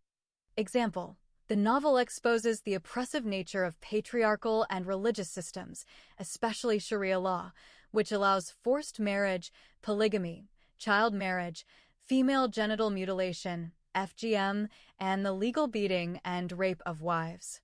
Example: women are denied agency, treated as property, and subjected to verdicts of obedience that strip them of autonomy. 6. Escape and exile. Example: the story details the harrowing journey of refugees, the dangers of border crossings, and the challenges of seeking asylum and resettlement. Example: Intisar's journey is one of survival, resilience, and ultimately, escape to a new life. Examples from the text that illustrate the character traits and differences between Mona, Intisar, and Firdaus. Here's a detailed comparison with direct references to their actions and experiences. Mona. Innocence and trauma. Mona is described as the first innocent girl, a schoolgirl from Gedaref who is kidnapped and brutally gang-raped. The text details her ordeal. Mona Salah Eldin Hashim, referred to as the first innocent girl, is portrayed as a young schoolgirl from Gedaref. Her ordeal begins when Mustafa Osman Al-Taib, a wealthy and influential man, hires a criminal named Abu Shakura Wad Al-Kalb to kidnap Mona and deliver her to him at the Africa Hotel in Kassala. This plan spirals into a horrific crime when Mona is abducted by Al-Wash and his gang of 5 men. Resilience and empathy. Despite her suffering, Mona demonstrates psychological strength and the ability to form deep bonds of friendship and love. She is the one who is asked to read Firdaus's letter aloud, showing her role as a source of comfort and hope for others. Intisar and Sami suggested that Mona read the letter to the group, recognizing her as a symbol of innocence and healing. Intisar. Defiance and reflection. Intisar is the central protagonist, resisting forced marriage and enduring persecution, imprisonment, and torture. She is highly reflective, questioning the justice of the systems around her. Intisar is introduced as a beautiful, intelligent, and spirited teenage girl from a poor family in Gedaref, Sudan. She is praised for her beauty, intellect, and independence, and is admired by many but chooses to focus on her studies and personal growth rather than accept the many marriage proposals she receives. Transformation. Her journey is one of survival, resilience, and ultimately, escape to a new life. She becomes a symbol of resistance and hope. Victim to survivor. Intisar's arc is one of transformation from victim to survivor. She begins as a girl subjected to the will of others, her half-brother, the Sharia court, her community, but gradually asserts her own agency, making difficult choices to escape, resist, and survive. Firdaus. Vulnerability and tragedy. Firdaus is also a victim of forced marriage and severe abuse, and her tragic fate is a major turning point in the story. Firdaus is also a victim of forced marriage and severe abuse, and her tragic fate is a major turning point in the story. Her internal monologue reveals her anxiety about marriage, obedience, and the fear of abandonment. Symbol of systemic injustice, her suffering and ultimate demise serve as a powerful indictment of patriarchal and religious violence. Her story is a critique of the system that treats women as property. Her suffering and ultimate demise serve as a powerful indictment of patriarchal and religious violence, and her memory motivates others to seek justice. Summary table of examples. Character. Example from text. Significance. Mona. Mona is kidnapped and gang-raped, but later reads Fertus's letter aloud to comfort her friends. Embodies innocence lost, resilience, and the healing power of empathy.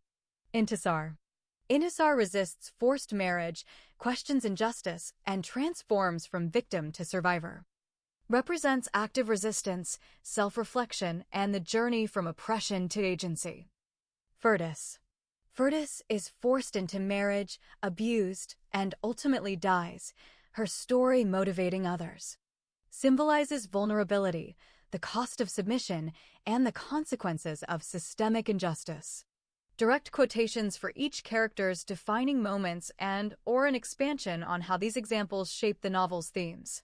Using specific examples from the text to illustrate how Mona, Intisar, and Fertus are defined by their actions and how these moments contribute to the novel's central themes. Mona, innocence, trauma, and resilience. Defining moment, Mona's abduction and survival after brutal violence. Quotation, Mona is described as the first innocent girl, a schoolgirl from Gedaref who is kidnapped and brutally gang-raped. Despite her suffering, she demonstrates psychological strength and the ability to form deep bonds of friendship and love. Mona's journey is one of survival, resilience, and the search for dignity after trauma. Thematic impact. Mona's story embodies the suffering of innocent victims in a patriarchal society. Her ability to recover and support others, such as reading Fertus's letter aloud, symbolizes hope and the possibility of healing. Her journey foregrounds the devastating impact of violence against women and the importance of solidarity and empathy. Intisar, defiance, reflection, and agency. Defining moment, Intisar's resistance to forced marriage and her transformation from victim to survivor. Quotation, Intisar is introduced as a beautiful, intelligent, and spirited teenage girl from a poor family in Gedaref, Sudan. She is praised for her beauty, intellect, and independence, and is admired by many but chooses to focus on her studies and personal growth rather than accept the many marriage proposals she receives. Her journey is as much about reclaiming her dignity as it is about escaping physical danger. Thematic impact. Intisar's arc, from victim to survivor, foregrounds the intersection of gender, law, and morality. She is the voice for the voiceless and a catalyst for questioning oppressive norms. Her story dramatizes the struggle for autonomy and justice, and her transformation is a symbol of hope and resistance. Fertus, vulnerability, tragedy, and systemic critique. Defining moment, Fertus's forced marriage, abuse, and ultimate demise. Quotation, Fertus is also a victim of forced marriage and severe abuse, and her tragic fate is a major turning point in the story. Her internal monologue reveals anxiety about marriage, obedience, and the fear of abandonment. Her suffering and ultimate demise serve as a powerful indictment of patriarchal and religious violence, and her memory motivates others to seek justice. Thematic impact. Fertus's story is a critique of the system that treats women as property. Her suffering and death serve as a powerful indictment of patriarchal and religious violence, and her memory motivates others to seek justice. Her arc highlights the cost of submission and the consequences of systemic injustice. How these examples shape the novel's themes. Solidarity and empathy, Mona's resilience and her role in supporting others, like reading Fertus's letter, highlight the importance of empathy and collective healing. Resistance and agency. Intisar's defiance and transformation underscore the possibility of reclaiming power and agency within restrictive systems. Systemic critique. Fertus's tragedy exposes the destructive power of patriarchal norms and the urgent need for justice and reform. Together, These defining moments and quotations illustrate how the novel uses individual stories to critique systemic oppression, celebrate resilience, and advocate for solidarity and change. Direct quotations from the text to illustrate each character's defining moments and how these examples shape the novel's themes. Here's a selection of direct quotations from Mona, Intisar, and Firdaus, along with brief commentary on their thematic significance. Mona, the first innocent girl. Defining moment, Mona's trauma and resilience after her abduction and assault. She was a good girl and from a respected family in the community. The kidnapping took place on Thursday afternoon while she was returning from school. Her parents reported their daughter missing to the police. She is not married and has never had a boyfriend. She is engaged to her cousin, the handsome Kamal. She is 16 years old and in 9th grade. Thematic significance. Mona's story foregrounds the vulnerability of girls in a patriarchal society and the stigma attached to survivors, but also the possibility of healing and solidarity. Intisar. Defining moment. Intisar's resistance to forced marriage and her philosophical reflections. Intisar is introduced as a beautiful, intelligent, and spirited teenage girl from a poor family in Gadaref, Sudan. She is praised for her beauty, intellect, and independence, and is admired by many but chooses to focus on her studies and personal growth rather than accept the many marriage proposals she receives. Resilient and courageous. Intisar repeatedly demonstrates extraordinary resilience in the face of adversity. She endures forced marriage, homelessness, attempted rapes, imprisonment, torture, and public condemnation, yet continues to fight for her dignity and autonomy. Intisar is deeply moved by Sammy's admiration and affection. She responds with joy and emotional intensity. She reads and rereads his letter, kisses it, presses it to her chest, and even memorizes it. The letter becomes a precious treasure to her, and she treats it almost like a sacred text. By the end of the novel, Intisar becomes a symbol of resistance against misogyny, religious intolerance, and legal injustice. Her survival and eventual escape represent hope for change and the possibility of justice, even after immense suffering. Thematic significance. Intisar's journey embodies the struggle for autonomy, justice, and the right to self-determination, making her a central figure in the novel's critique of patriarchal and religious oppression. Firdaus, the second innocent girl. Defining moment. Firdaus's internalized fear and tragic fate. Firdaus, Intisar's younger sister, is deeply affected by the social and religious constraints of Gadaref. Her internal monologue reveals her anxiety about marriage, obedience, and the fear of abandonment. Her inner dialogue reveals a tragic lack of autonomy. She sees herself as an object of utility and pleasure, not as an individual with aspirations. Even her understanding of aging is framed through the lens of disposability. When she grows older, her husband is permitted to marry another woman who can offer more sexual pleasure. This thought underscores her anxiety about losing relevance and her desperate need to maintain favor. The story does not shy away from the tragic consequences of these challenges. Forced marriage, honor-based violence, and the breakdown of families lead to trauma, loss, and, in some cases, death. The inability to love freely and safely has devastating effects on the characters' lives. Thematic significance. Firdaus's arc is a powerful indictment of the system that treats women as property and the devastating consequences of submission to patriarchal and religious violence. The friends, Intisar, Sammy, Sulla, Mona, Osman, Walid, and Badriya, are deeply affected by the hardships and tragedies surrounding them, especially the suffering of Firdaus and her family. When Firdaus's letter finally arrives, it is a rare moment of hope and connection amid their ongoing struggles. They decide to go for a picnic on that day for several reasons.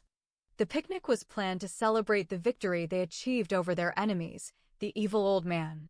Mr. Osman Al-Taib, the notorious womanizer, Hajj Muhammad, and the sixth criminal kidnapper and rapist, the magician Omar Ibrahim Mustafa Jabir. This plan was made a few days after the arrest of the Grand Wizard Hajj Muhammad by the police inspector Yassin. After the arrival of the love letter of Fertus to her lover Sulla, the picnic concludes.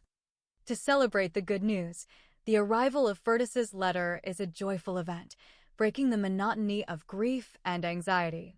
The friends want to mark the occasion with a shared, uplifting experience. To create a safe space for sharing, the picnic provides a relaxed, supportive environment where they can read the letter together, process its contents, and comfort one another. To reclaim normalcy and joy, after so much trauma, the friends seek a sense of normalcy and togetherness. The picnic is a way to remind themselves of friendship, hope, and the possibility of happiness, even in dark times. To honor Fertus's memory and voice, by reading her letter in a beautiful, communal setting, they pay tribute to her courage and ensure her words are heard and cherished. This decision reflects their resilience and their commitment to supporting each other, finding light even in the midst of hardship. Excerpts from the novel. However, on the day the second innocent girl's first love letter arrived in Gedaref City, her boyfriend, Sulla, and his friends planned to go for a picnic. The picnic was planned to celebrate the victory they achieved over their enemies, the evil old man, Osman al-Taib, the notorious womanizer, Hajj Muhammad, and the kidnapper and rapist, the magician Omar Ibrahim Mustafa Jabir. This plan was made a few days after the arrest of the Grand Wizard Hajj Muhammad by the police inspector Yasin. They are incredibly happy when 3 of their enemies are captured and placed on remand awaiting their trials and due punishments for their heinous crimes. They believe that the remaining 3 enemies, the evil Imam, the bad politician, and the selfish Hassan, are not as dangerous as those who have already been arrested. They also believe that the second innocent girl Fertus will be safe as long as the evil old man is in prison. Sulla is quite sure that one day his girlfriend Fertus will write to him and tell him where she is. On this hope eagerly awaits the arrival of her letter. Therefore, the first thing he would do every morning was check the mail. So that day, even though Sulla and Sammy are in a hurry to go for the picnic, they decide to look at the mail first. From the house, the 2 friends rushed to the post office and opened the mailbox. The lover was overjoyed when he found the letter addressed to him from his beloved girlfriend. The sender's name is written as Fertus Ibrahim Mustafa Jabir. Sammy also became happy. Then the friend Sammy told the happy lover Sulla that Fertus's love letter should be read in the hearing of all their friends, because not only is she loved by him, but all the other friends. Sulla accepted Sammy's proposal and decided to read the first love letter in the presence of all their friends. So, the 2 happy friends picked up the letter without opening it and rushed to the meeting place in Intisar's house. When they got there, they found Walid, Badriya, Mona, Intisar, and Osman ready to take part in the picnic. They have prepared many things. They spent a lot of money buying everything needed to have fun at the picnic site. Sammy exclaimed happily, "We have good news." The first love letter from Fertus finally arrived for her boyfriend. Sulla said happily, "And we decided to open it up and read it in front of you all. Because Fertus, as Sammy said, is dear to all of you." Shouted Intisar, "We all agree with Sammy." Badriya said, "Yes, Intisar and Sammy are right." Walid said, "I have a suggestion that the letter should be read at the picnic site." Sulla said, "No way, I can't wait another hour. The love letter must be read here and now, and then we can go to the picnic with happy hearts." Intisar said, "I suggest that Mona read the letter to us." Sulla said, "I agree with that." When he said that, he handed his first love letter to Mona for her to read. The first innocent girl took the envelope and smiled.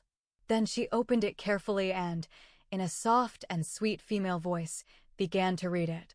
Here is a summary of how the friends are affected emotionally and thematically after Mona reads Fertus's letter to Sulla.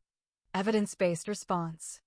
When Mona reads the heartbreaking letter from Fertus to Sulla, the impact on the group of friends is profound and immediate. The letter, written from a place of deep suffering and resignation, becomes a catalyst for collective grief, guilt, and reflection among the friends. Direct quotations and descriptions. While the first innocent girl, Mona, was reading the heartbreaking love letter from the second innocent girl, Fertus, all her friends and sisters were crying silently. Even Mona weeps as she reads Furtus's first love letter to her lover Sulla. When she had finished reading and looked at the others, she saw that they all covered their faces with their hands and turned their heads away in shame. Their eyes and cheeks were wet from many tears. Intisar is the first to break the silence. She shouted aloud, "Yes, because of me, my innocent sister Furtus was brutally tortured and raped to death. Because of me she was kidnapped, beaten, imprisoned, and raped." Her brother Osmond shouted, "I am a coward, and I am not supposed to live. I couldn't protect my younger sister with these hands. These useless hands must be cut off." When he said these words, he started hitting his head against the wall. Sulla and Sammy ran and prevented him from hurting himself. "Not only you, Osmond and Intisar," Sammy said while crying, "we are all responsible for her suffering and torture. We are all cowards and selfish. We must go now and save her from dying in that hospital." Analysis. The letter acts as a mirror, forcing each friend to confront their own sense of responsibility and helplessness. Intisar and Osmond are overwhelmed by guilt, blaming themselves for Furtus's fate. The group is united in grief, but also in a renewed sense of urgency and solidarity. The emotional outpouring leads to a collective decision to try to save Furtus, even though it may be too late. The scene underscores the novel's themes of shared suffering, the burden of survivors' guilt, and the devastating consequences of systemic injustice. Thematic significance. The friends' reaction to the letter highlights the power of testimony and memory in bearing witness to trauma. It also illustrates how personal tragedy can galvanize a community, prompting both self-examination and action. The moment is a turning point, deepening the bonds among the friends and reinforcing the novel's critique of the structures that enable such suffering. Why Furtus blames Intisar and Sammy in her letter to Sulla. In the novel, Furtus is subjected to horrific abuse, including forced marriage, starvation, beating, and rape by Mr. Osman Al-Taib. Despite being a victim herself, Furtus expresses deep resentment and blame toward her sister Intisar and her boyfriend Sammy for her fate. The reasons for this blame are rooted in the family dynamics and the chain of events that led to her suffering. 1. The chain reaction of Intisar's love. Intisar falls in love with Sammy, the son of a wealthy and powerful man, which is considered scandalous and dangerous in their conservative society. Their relationship is met with strong opposition from Sammy's father, Mr. Osman Al-Taib, who is determined to prevent his son from marrying a poor girl like Intisar. To break up the relationship, Mr. Osman Al-Taib conspires with Intisar's half-brother, Omar, and other powerful men to arrange forced marriages for both Intisar and Furtus, using them as pawns in a larger scheme to control Sammy's choices. 2. Furtus as a scapegoat. While Intisar is the primary target of the family's and society's efforts to maintain control and honor, Furtus becomes collateral damage. Furtus is forced into marriage with Mr. Osman Al-Taib, a man much older than her, whom she does not love and who abuses her terribly. In her pain and trauma, Furtus internalizes the idea that her suffering is a direct result of Intisar's selfish pursuit of love and defiance of social norms. She sees herself as the scapegoat who pays the price for her sister's choices. 3. Explicit blame in Furtus's letter. In a letter dictated to her nurse from her hospital bed, Furtus writes to Sulla, her lover and lawyer, and explicitly blames Intisar and Sammy for her ordeal. Furtus feels that if Intisar had not pursued her forbidden love with Sammy, the family would not have been torn apart, and she would not have been forced into a marriage with a violent, abusive man. 4. The ripple effect of social and family pressure. The novel shows how, in patriarchal societies, the actions of one family member, especially a woman, can have devastating consequences for others, particularly sisters. Furtus's forced marriage is orchestrated as part of a broader effort to restore honor and control the rebellious younger generation. She is punished not for her own actions, but for her sister's defiance. 5. Internalized guilt and tragedy. Furtus's blame is also a reflection of her own internalized guilt and the psychological trauma she endures. She feels abandoned and unsupported, and her anger is directed at the only people she feels could have prevented her suffering, her sister and Sammy. This dynamic is tragically common in situations of systemic abuse, where victims sometimes blame each other rather than the true perpetrators, the abusers, and the oppressive system. Key quote: "I did nothing to deserve this cruel torture and punishment. I have no hand in this deadly fight between father and son. I did no wrong in this crazy love for my foolish and selfish sister and her stupid, arrogant lover. They made me pay for their stupidity. I became the scapegoat who takes all the blame for their socially unacceptable love." Firdaus's letter to Sulla. Summary: Firdaus blames Intisar and Sammy for her abuse and suffering because she sees herself as the innocent victim of their forbidden love and the resulting family and societal backlash. Her forced marriage and subsequent abuse by Mr. Osman Al-Taib are, in her eyes, the direct consequence of Intisar's defiance and Sammy's pursuit, making her the scapegoat for their socially unacceptable love. Here is the first love letter of Firdaus to Sulla in verbatim. "My dear lover Sulla, I miss you so much. Since we separated from each other in the city of Gedaref, my life has turned into an unbearable hell. I waited for you to come and save me from my kidnappers and the evil old man, but you did not come. I don't blame you for that. I know if you knew where I am, you would come and save me. I also know that you love me and will not hesitate to sacrifice your life because of me. I also assumed that Frida, Intisar, Sammy, and Osman might have looked for me everywhere. The 5 policemen took me to Khartoum City and handed me over as the disobedient and runaway wife to the evil man, Osman Al-Taib. He was staying at the Hilton International Hotel when the police brought me to him. He bound me with ropes and chains as if I were a madwoman or a dangerous criminal. He beat me with a heavy stick and did not feed me for 3 days. I was starving to death. He hired another evil man to torture and imprison me. This man has done me eviler than the vile old man. With the help of that ruthless man and another corrupt nurse, the evil old man raped me brutally and repeatedly. During my unbearable suffering, I hated myself. In particular, I hated my sister Intisar, who put me in this trouble. But, my dear Sulla, you should know that I do not hold you responsible for what happened to me. I blame Intisar and Sammy for that. My sister should have known that her love for the rich man's son would not work out for good. We, her family, and many of our good neighbors and friends had warned her in advance. But her selfish love blinded her eyes and made her refuse to listen to the wise advice of her mother, neighbors, and friends. Even her lover Sammy is another selfish boy. He defied society and challenged his father's authority. He should have known that his arrogant father would not allow him to marry a poor girl like my sister Intisar. Even though he knew and understood well that his rich family would not accept a girl from a poor family, he still played with fire and continued his crazy love. His blind love led his wicked father to do all these evils to me. Dear Sulla, my heart bleeds constantly and my eyes always shed tears. I did nothing to deserve this cruel torture and punishment. I have no hand in this deadly fight between father and son.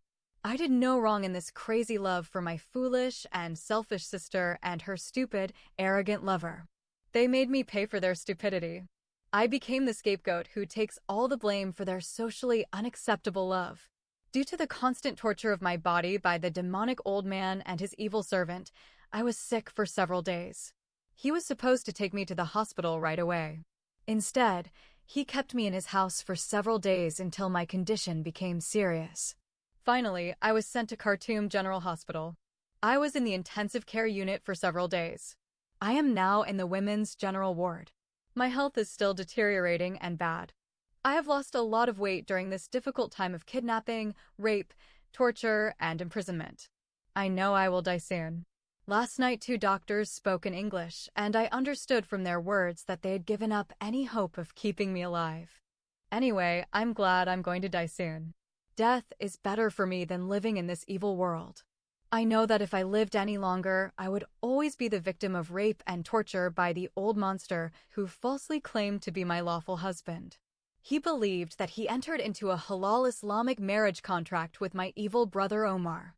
And the Sharia court ruled that I became his disobedient Muslim wife, who must remain in the house of obedience. The law allows him to imprison me, beat me, and rape me until I am disciplined and tamed like a dangerous wild animal. I may die before this letter reaches you. It is the desire of my heart to be your life partner and to enjoy life with you. But the world is so full of evils that this desire cannot be fulfilled. Dear beloved Sulla, I would like to tell you that you are a great man. You taught me the meaning of love and the purpose of our life. You are the only person I have ever loved in my short life. I want you to always remember me. My heart cries for you. Many tears blinded my eyes. Please, Sulla, come to me as soon as possible and hug and kiss me. Come and heal my many wounds and remove the pain from my heart. I want to see you before I die. Please, dear Sulla, come quickly and take me in your arms before I die. I really miss you. In our short love, you gave me so much wonderful time. Come, dear Sulla, and save me. I miss those kisses and hugs we enjoyed during our short visit to Khartoum City. Goodbye, my dear Sulla. With sincere appreciation from your loving girlfriend, Firdas Ibrahim Mustafa Jabir. Here is more detail on the family dynamics and the broader themes of blame and victimization in the novel The Verdict of Obedience Against the Disobedient Muslim Wife. Family dynamics, power, rivalry, and collateral damage. 1. Patriarchal authority and male guardianship. The family is structured around patriarchal authority, where male guardians, fathers, brothers, half-brothers, have legal and social power over women's lives. After the death of Intisar and Firdas' father, their half-brother Omar assumes the role of guardian, despite being emotionally distant and motivated by rivalry and self-interest rather than care. This male guardianship is not just a family custom, but is enforced by religious law, Sharia, which gives Omar the legal right to marry off his sisters without their consent. This dynamic is a root cause of the sisters' victimization. 2. Polygamy and female rivalry. The family is fractured by polygamy. Intisar and Firdas are the daughters of the second wife, while Omar and Badriya are children of the first wife. The two sets of siblings are rivals, and their mothers are locked in a cycle of jealousy and competition. This rivalry is exploited by the men in power who use it to further their own interests. Badriya and her mother, motivated by jealousy, actively participate in the conspiracy to separate Intisar from Sami, even seeking the help of a witch doctor to sabotage the relationship. This shows how women, too, can become agents of patriarchal control when their own status is threatened. 3. Collateral damage, the scapegoat mechanism. When Intisar's love for Sami triggers a crisis in the family, the consequences ripple outward. To solve the problem and restore order, the family elders and conspirators arrange forced marriages for both Intisar and Firdas. Firdas, who is not directly involved in the forbidden romance, becomes collateral damage. She is forced into marriage with Mr. Osman Al-Taib, a much older and abusive man, as part of a broader scheme to control Intisar and punish the family for perceived dishonor. Broader themes, blame and victimization. 1. Blame as a coping mechanism. In her suffering, Firdas internalizes the idea that she is a scapegoat for her sister's selfish love. In her letter to Sulla, she writes, "I did nothing to deserve this cruel torture and punishment. I have no hand in this deadly fight between father and son. I did no wrong in this crazy love for my foolish and selfish sister and her stupid, arrogant lover. They made me pay for their stupidity. I became the scapegoat who takes all the blame for their socially unacceptable love." This passage reveals how, in systems of collective punishment and honor, blame is often displaced onto the most vulnerable. Firdas' suffering is not the result of her own actions, but she is made to bear the consequences of her sister's defiance and the family's response. 2. Victimization by systemic forces. The novel shows that victimization is not just personal but systemic. The sisters are victims of patriarchal law, which allows forced marriage and denies women agency; religious authority, which legitimizes male control and punishes female autonomy; family politics, where rivalry and jealousy are weaponized; societal norms, which demand obedience and punish love outside prescribed boundaries. Even those who are not directly rebellious, like Firdas, are caught in the crossfire, showing how systems of control and punishment ensnare the innocent as well as the defiant. 3. Internalized oppression and the cycle of blame. Firdaus's blame of Intisar and Sami is also a reflection of internalized oppression. Unable to hold the true perpetrators, the patriarchal system, the abusers, the religious authorities, accountable, she directs her anger at those closest to her. This cycle of blame perpetuates division among women and prevents solidarity, making it easier for the system to maintain control. 4. The tragedy of female solidarity undermined. The novel also explores moments where female solidarity could have been a source of resistance, but is instead undermined by rivalry, jealousy, and the internalization of patriarchal values. For example, Badriya and her mother's participation in the conspiracy against Intisar and Firdaus's anger at her sister show how women are sometimes pitted against each other to the benefit of those in power. Key insights. Blame and victimization are not just personal failings, but products of a system that distributes suffering unevenly and demand that someone pay the price for defiance. Family dynamics, especially in polygamous, patriarchal, and honor-based systems, create conditions where innocent members become scapegoats for the actions of others. The novel's power lies in showing how these dynamics are both intimate, within the family, and structural, enforced by law, religion, and society. Victimization is perpetuated not only by abusers, but by those who, out of fear, jealousy, or internalized oppression, participate in the system or blame each other. The bus trip thus becomes a powerful symbol of collective mourning, guilt, and the struggle to find meaning and solidarity in the aftermath of trauma. Summary of themes. Blame and victimization are central to the novel's exploration of trauma. Firdaus's letter is a microcosm of how patriarchal violence and systemic injustice fracture families and turn victims against each other.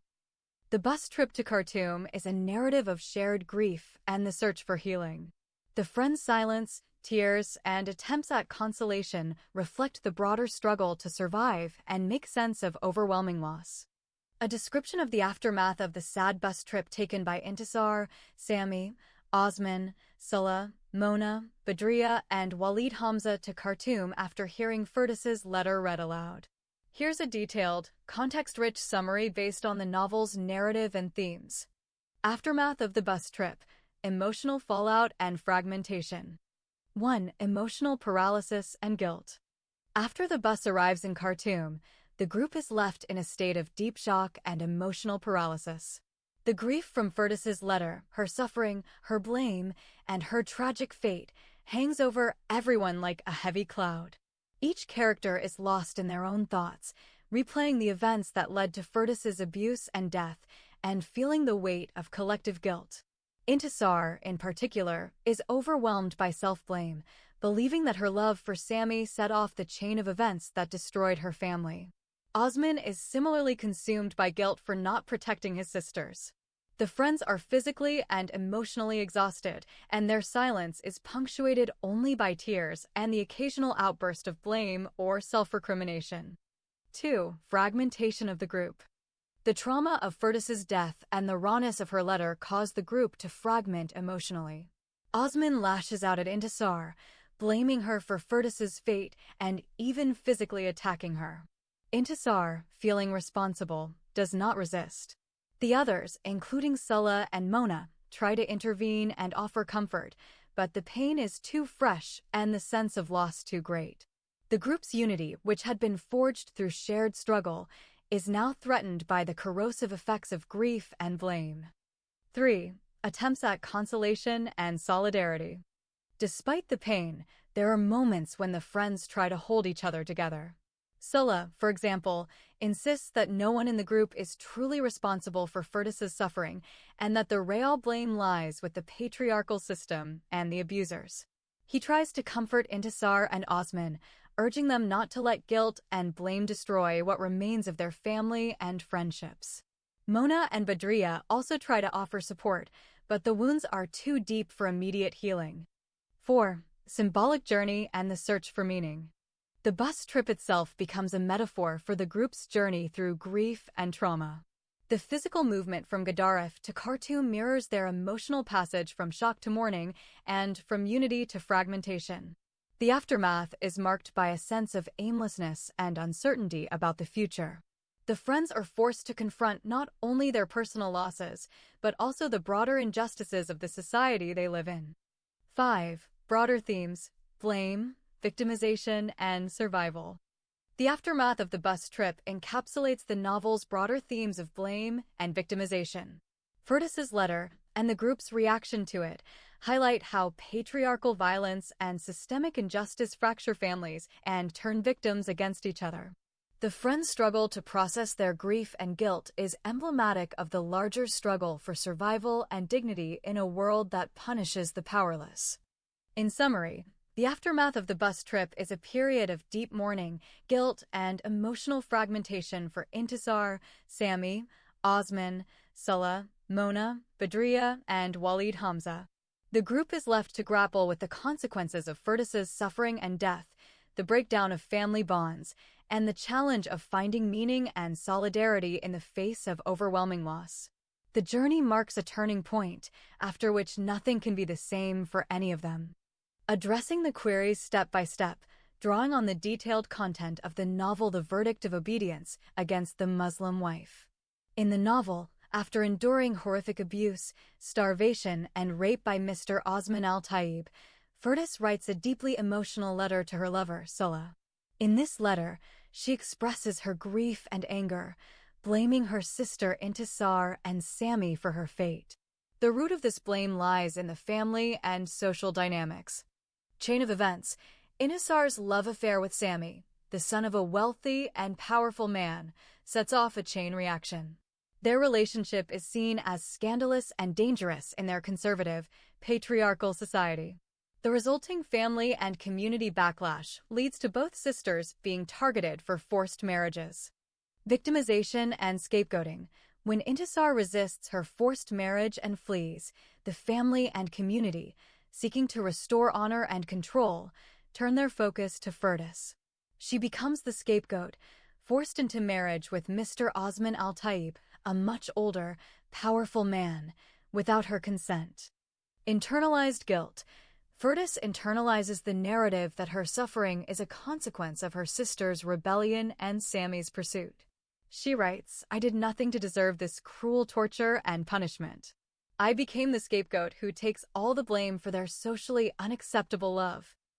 Broader theme: this dynamic reflects a broader theme in the novel: how patriarchal societies often redirect blame and punishment onto the most vulnerable, especially women, when social norms are challenged. The system weaponizes shame and victimization, turning sisters against each other and making victims feel complicit in their own suffering.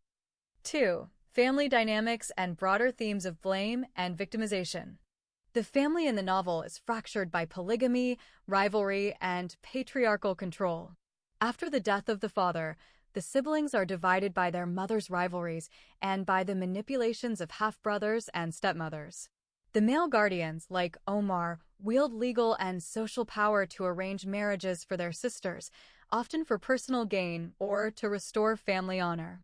Blame as a coping mechanism: the sisters, especially Furtis, are caught in a web of blame, both from others and internalized. This blame is a way for the family and community to avoid confronting the real sources of violence: patriarchal law, religious authority, and the complicity of male relatives. Victimization: the novel repeatedly shows how women are victimized not only by direct abusers, but by the entire system that enables and justifies abuse. The verdict of obedience and forced marriages are tools of control, and when women resist, the system finds another woman to punish in their place. Cycle of guilt and grief: after Furtis's death, the family is left shattered, each member blaming themselves or each other for what happened. This cycle of guilt is both a personal tragedy and a commentary on how oppressive systems perpetuate themselves by dividing the oppressed. 3. The sad bus trip to Khartoum after Furtis's letter. After Mona reads Furtis's heartbreaking letter aloud, the group of friends, Intisar, Sami, Osman, Salah, Mona, Badriya, and Walid Hamza, is plunged into deep grief. They decide to travel together by bus to Khartoum, hoping to see Firdaus in the hospital before she dies. Atmosphere on the bus. The journey is described as long, crowded, and tense. Each friend is lost in their own thoughts, replaying memories of happier times and the pain of recent events. The mood is subdued, with little conversation. Arrival in Khartoum. When they arrive, they are met with the devastating news that Firdaus has already died. The group is overcome with shock and grief, each member reacting in their own way, some with tears, others with anger or silence. 4. Aftermath of the bus trip. The aftermath is marked by overwhelming grief and a sense of helplessness. At the hospital, the friends and family gather at the hospital, where they are told of Firdaus's death and burial. They visit her grave, weeping and mourning together. The loss is compounded by the absence of closure. Osman disappears, and the group is left searching for him, fearing he may harm himself. Return home. The journey back to Gadaref is even sadder and more silent than the trip to Khartoum. Each person is lost in their own grief, and the family is left to comfort their mother, who is devastated by the loss of her daughter. Lingering trauma. The group is haunted by guilt and regret, replaying the events that led to Firdaus's death and wondering if they could have done anything differently. 5. How the group copes with their grief. Coping is difficult and uneven. Blame and self-punishment. Intisar blames herself for her sister's death, believing her love for Sami set off the chain of events. Osman is consumed by guilt for not protecting his sister and eventually takes his own life. Sola is tormented by the thought that his legal advice may have contributed to Firdaus's fate. Anger and division. There are moments of anger and conflict. Osman lashes out at Intisar, and the group is nearly torn apart by blame and recrimination. Solidarity and comfort. Despite the pain, there are also moments of solidarity. Sola and Sami try to comfort each other and the others, reminding them that they are not to blame for the actions of the abusers. Ritual and mourning. The group visits Firdaus's grave, decorates it, and erects a memorial stone. These rituals provide some measure of closure and a way to honor her memory. Long-term impact. The trauma lingers. Intisar is left with deep scars, and the group is forever changed by the loss. The novel suggests that healing is possible, but only through solidarity, truth-telling, and a refusal to accept the narratives of blame imposed by an unjust system. In summary, the novel uses the aftermath of Firdaus's death and the group's grief to explore the destructive power of blame, the cycles of victimization in patriarchal societies, and the possibility of healing through solidarity and truth. The friends' journey to Khartoum and their return home is a microcosm of the broader tragedy, showing how systems of power divide and wound, but also how love and memory can resist and endure. Forgiveness and the possibility of healing. Forgiveness as self-compassion. The novel suggests that forgiveness, when it comes, is less about absolving others and more about self-compassion. Intisar's journey toward healing involves learning to forgive herself for things that were never truly her fault. Limits of forgiveness. The novel is realistic about the limits of forgiveness. Some wounds are too deep, some betrayals too profound, to be easily forgiven. The characters' attempts to forgive are often tentative and incomplete, reflecting the complexity of real trauma. Forgiveness as collective action. Ultimately, the novel points toward the possibility of collective healing. The group's rituals of mourning, their shared grief, and their refusal to accept the narratives of blame imposed by the system are all steps toward a more just and compassionate world. How these themes play out elsewhere in the novel. In the Sharia court and legal proceedings, the legal system is depicted as a theater of blame and victimization. Women are put on trial not just for their actions, but for their very existence as autonomous beings. The verdict of obedience is a literalization of the demand for submission, and the court's refusal to recognize women's agency is a form of institutionalized blame. In the community's response to scandal, when Intisar and Sami's relationship becomes public, the community responds with gossip, ostracism, and threats of violence. The fear of scandal leads to a culture of silence, where victims are blamed and abusers are protected. In the aftermath of trauma, the group's journey to Khartoum after Firdaus's death is a microcosm of the novel's larger themes. The bus trip is marked by silence, grief, and the inability to communicate. The aftermath is a period of mourning, self-recrimination, and, eventually, tentative steps toward healing. Conclusion. The novel uses the intertwined themes of blame, victimization, and forgiveness to explore the psychological and social consequences of living under patriarchal and religious oppression. Blame is both a weapon and a wound, used to control and punish, but also internalized by victims as a way of making sense of their suffering. Forgiveness, when it comes, is hard-won and incomplete, but it is also a form of resistance, a refusal to accept the narratives imposed by an unjust system. The novel's psychological depth lies in its portrayal of how individuals and communities struggle to find meaning, healing, and solidarity in the face of overwhelming trauma. Focusing on the aftermath of the bus trip, the group's coping with grief, and the psychological and thematic dimensions of blame, victimization, and forgiveness in the novel, with direct excerpts and character analysis. Aftermath of the bus trip, grief and silence. After Mona reads the heartbreaking letter from Firdaus, in which Firdaus blames her sister Intisar and Sami for her suffering and ultimate fate, the group of friends, Intisar, Sami, Osman, Salah, Mona, Badriya, and Walid Hamza, boards a bus to Khartoum. The mood is heavy, and the bus ride is marked by a profound, almost paralyzing silence. Each character is lost in their own thoughts, weighed down by guilt, grief, and a sense of helplessness. The aftermath, coping with grief. Immediate reactions. Upon arrival, the group is emotionally shattered. The letter from Firdaus acts as a catalyst, surfacing old wounds and intensifying feelings of guilt and responsibility.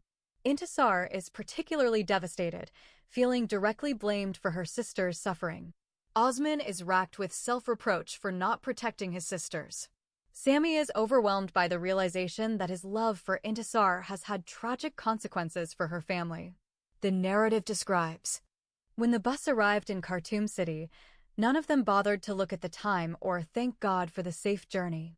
The 7 friends got off the bus one by one and headed straight to Khartoum General Hospital. While they were traveling in 2 cabs, they were feeling as if they were in a funeral procession. Coping mechanisms. Withdrawal and silence.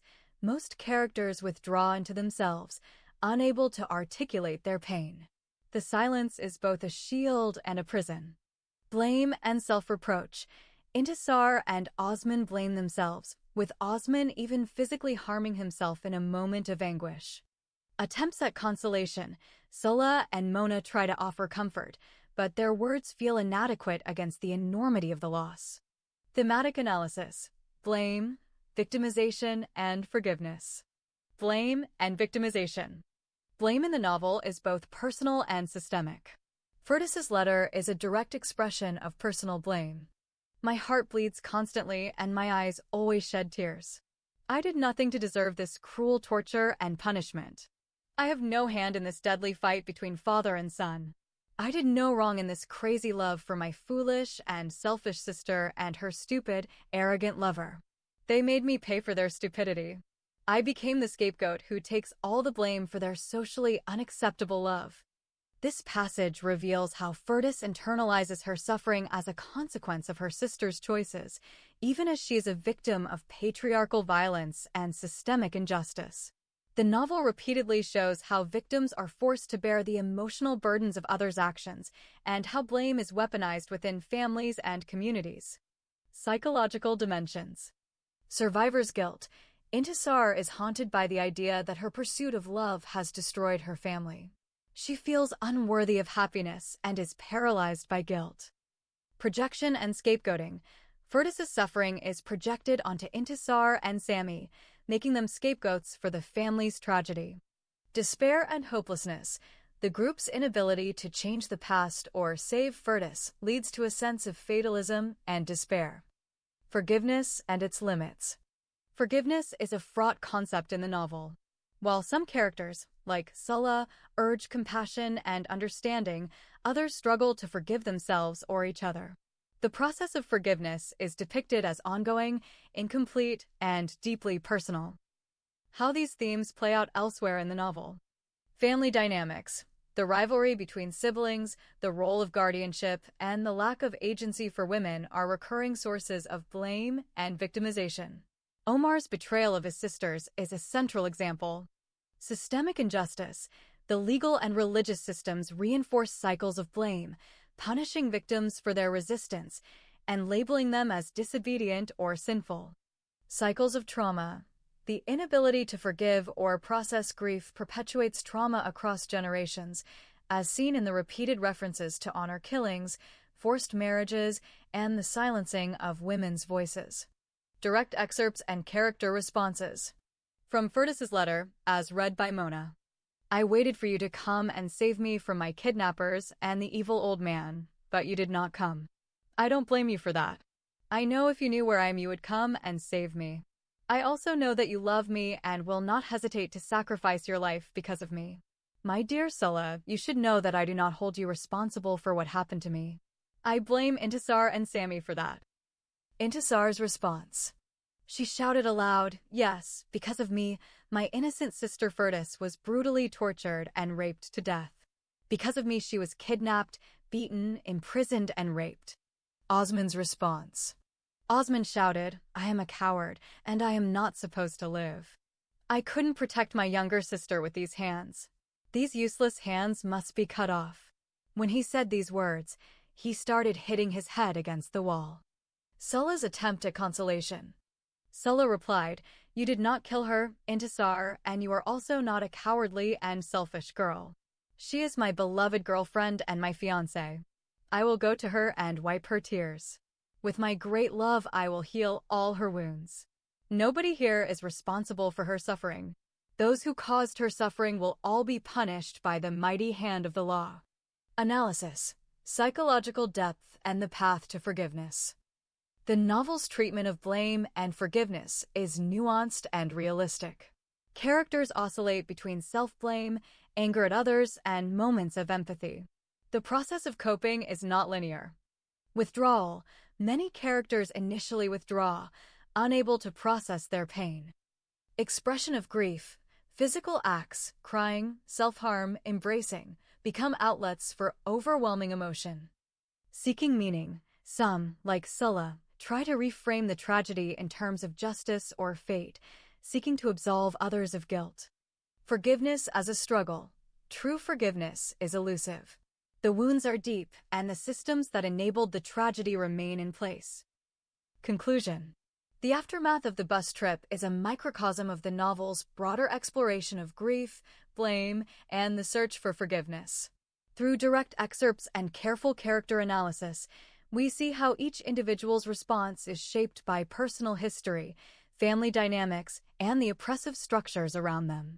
The novel ultimately suggests that while forgiveness is possible, it is hard-won and never complete, a process as much about self-acceptance as it is about reconciling with others. Excerpts from the novel. While the first innocent girl, Mona, was reading the heartbreaking love letter from the second innocent girl, Furtis, all her friends and sisters were crying silently. Even Mona weeps as she reads Furtis's first love letter to her lover Sulla. When she had finished reading and looked at the others, she saw that they all covered their faces with their hands and turned their heads away in shame. Their eyes and cheeks were wet from many tears. Intisar is the first to break the silence. She shouted aloud, yes, because of me, my innocent sister Furtis was brutally tortured and raped to death. Because of me, she was kidnapped, beaten, imprisoned, and raped. Her brother Osmond shouted, I am a coward, and I am not supposed to live. I couldn't protect my younger sister with these hands. These useless hands must be cut off. When he said these words, he started hitting his head against the wall. Sulla and Sammy ran and prevented him from hurting himself. Not only you, Osmond and Intisar, Sammy said while crying, we are all responsible for her suffering and torture. We are all cowards and selfish. We must go now and save her from dying in that hospital. What's left of her so we can save her now? She was kidnapped, raped, and massacred by your demonic father. Because of you and this selfish girl, Intisar, my little sister Firdas was brutally murdered by your evil father. When Osman said these words, he ran towards his sister Intisar, grabbed her long hair, and started beating her. She did not resist and did not try to protect herself from her angry brother. She felt that she had to be killed because she had caused the heinous crime that was committed against her innocent sister. Walid and Badriya are the first to rush towards them and separate them. The lover of Badriya shouted, "Brother Osman, this will not solve the problem. Firdas did not die and will not die. She is still alive." Walid's girlfriend said, "Yes, my friend is right. My sister Firdas will not die. For me, she is already dead. We all killed her." "I am a cowardly and selfish girl," Intisar cried. Sulla replied, "You did not kill her, Intisar, and you are also not a cowardly and selfish girl. She is my beloved girlfriend and my fiancée. I will go to her and wipe her tears. With my great love, I will heal all her wounds. Nobody here is responsible for her suffering. Those who caused her suffering will all be punished by the mighty hand of the law. They are already in prison. Let's not give up. Let's not divide. Our enemies have been defeated. We must not give them a chance to turn our victory into defeat." Sami said, "Yes, Sulla is right. We have already defeated them and publicly exposed their evil plots. It is only a matter of time before they are tried and convicted. We must now go to Khartoum city." Sulla said, "We must prove to her that we all love her too." Sami said, "Yes, we are going immediately to the capital city." Sulla said, "Yes, we must move quickly." When he said these words, he grabbed Osman and Intisar's hands and rushed them towards the outer door. All the other friends followed them silently. Sulla, Sami, Intisar, Osman, Walid, Mona, and Badriya stopped 2 taxi drivers and headed to the Al-Taysir bus station. Everyone among the 7 friends felt that the trip from Gadaref to Khartoum was long and difficult. Osman and Intisar did not say a single word to anyone during the trip. Osman kept his face in his folded hands and remained silent the whole time. Intisar did the same thing except that she continued to cry throughout the long trip. The others rarely spoke to each other. 5 hours pass in silence. The sad words of the second innocent girl Firdas in her first love letter to her lover Sulla ring like the bells of hell announcing a dangerous future for all. For Brother Osman, his sister's death would mean that he had failed in his duty as a brother to protect his youngest sister from such evil. So, he said to himself, if Firdas dies, he must either kill himself or kill those who destroyed her life. Sometimes, as his mind told him, even if he killed all his enemies, he would not return to his dead sister her precious life, or restore her defiled purity and robbed virginity. Accordingly, Osman's mind and conscience continued to torment him during those 5 long hours. Meanwhile, Intisar's mind is torn between her family and her lover. She silently and repeatedly asked herself if she was correct as the selfish person, cowardly girl, and stupid girlfriend as Firdas and Osman described her to be. If her younger sister dies, will she break off her friendship with her lover Sami, or will she continue it and become the enemy of her family? Sami's conscience is also troubled about his friendship with his beloved fiancé Intisar. Will he continue to fight his evil and dangerous father, or will he give in and let the selfish man Hassan win? In fact, of all the 7 friends, none had his heart and conscience troubled him more than her boyfriend. The recognized Sudanese lawyer Sulla told himself that everyone would hold him responsible for the kidnapping of his beloved girlfriend Firdas by the police and brutal rape by her alleged husband. Because of his wrong advice, she was kidnapped, tortured, raped, and killed.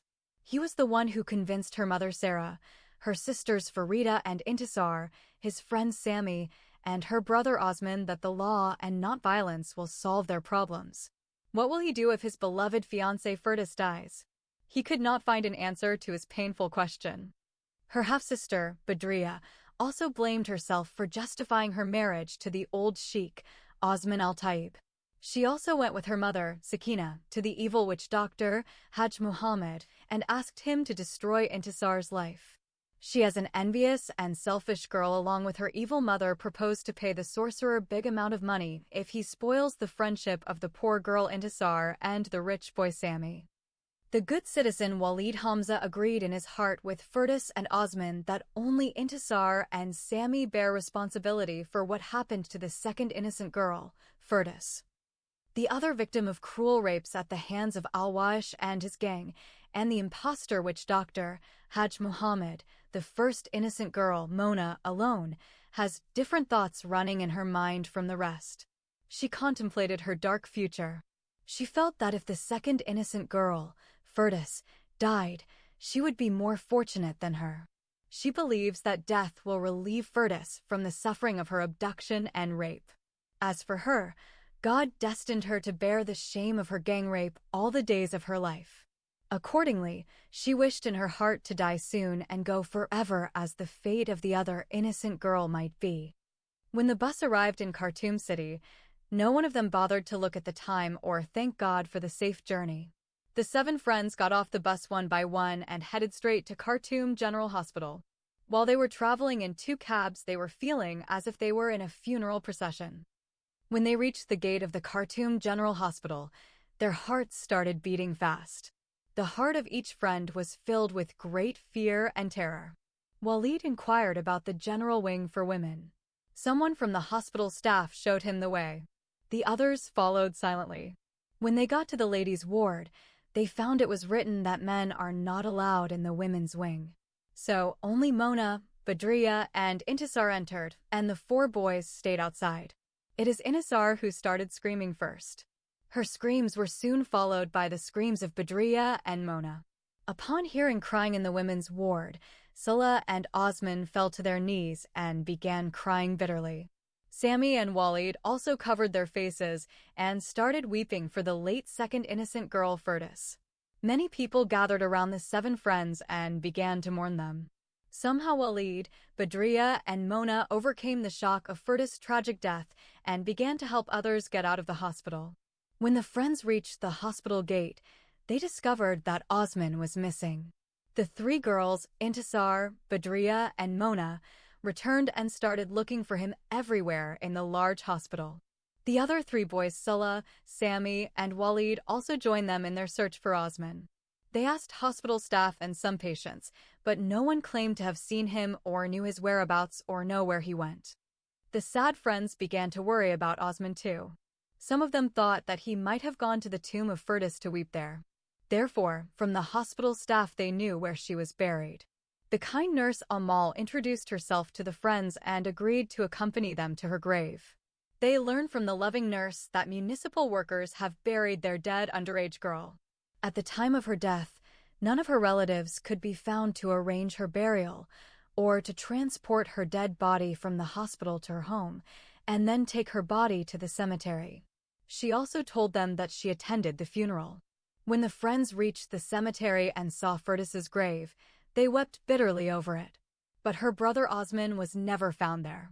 Some of them thought that he might have returned to the city of Gedaref with the intention of taking revenge on those evil men who caused her untimely death.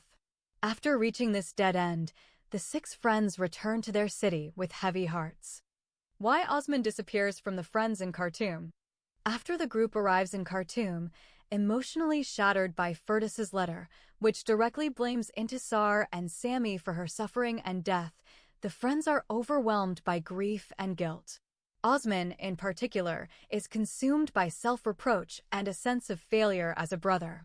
The narrative describes his reaction. Osman shouted, "I am a coward, and I am not supposed to live. I couldn't protect my younger sister with these hands. These useless hands must be cut off." When he said these words, he started hitting his head against the wall. This intense self-blame and emotional turmoil lead Osman to withdraw from the group. He disappears, unable to face the others or himself, and is later found missing when the friends try to regroup after visiting the hospital and Firdas' grave. Thematic and psychological analysis. 1. Guilt and self-punishment. Osman's disappearance is a manifestation of survivors' guilt and self-punishment. He feels responsible for not protecting his sisters and is unable to process the overwhelming grief and blame. His withdrawal is both a literal and symbolic retreat from the world, a way to escape the unbearable weight of loss and shame. 2. Isolation as a coping mechanism. In the aftermath of trauma, individuals often isolate themselves, feeling unworthy of support or unable to accept comfort. Osman's disappearance reflects this psychological reality. He is lost in his own pain, unable to reach out or be reached by others. 3. The broader theme of victimization.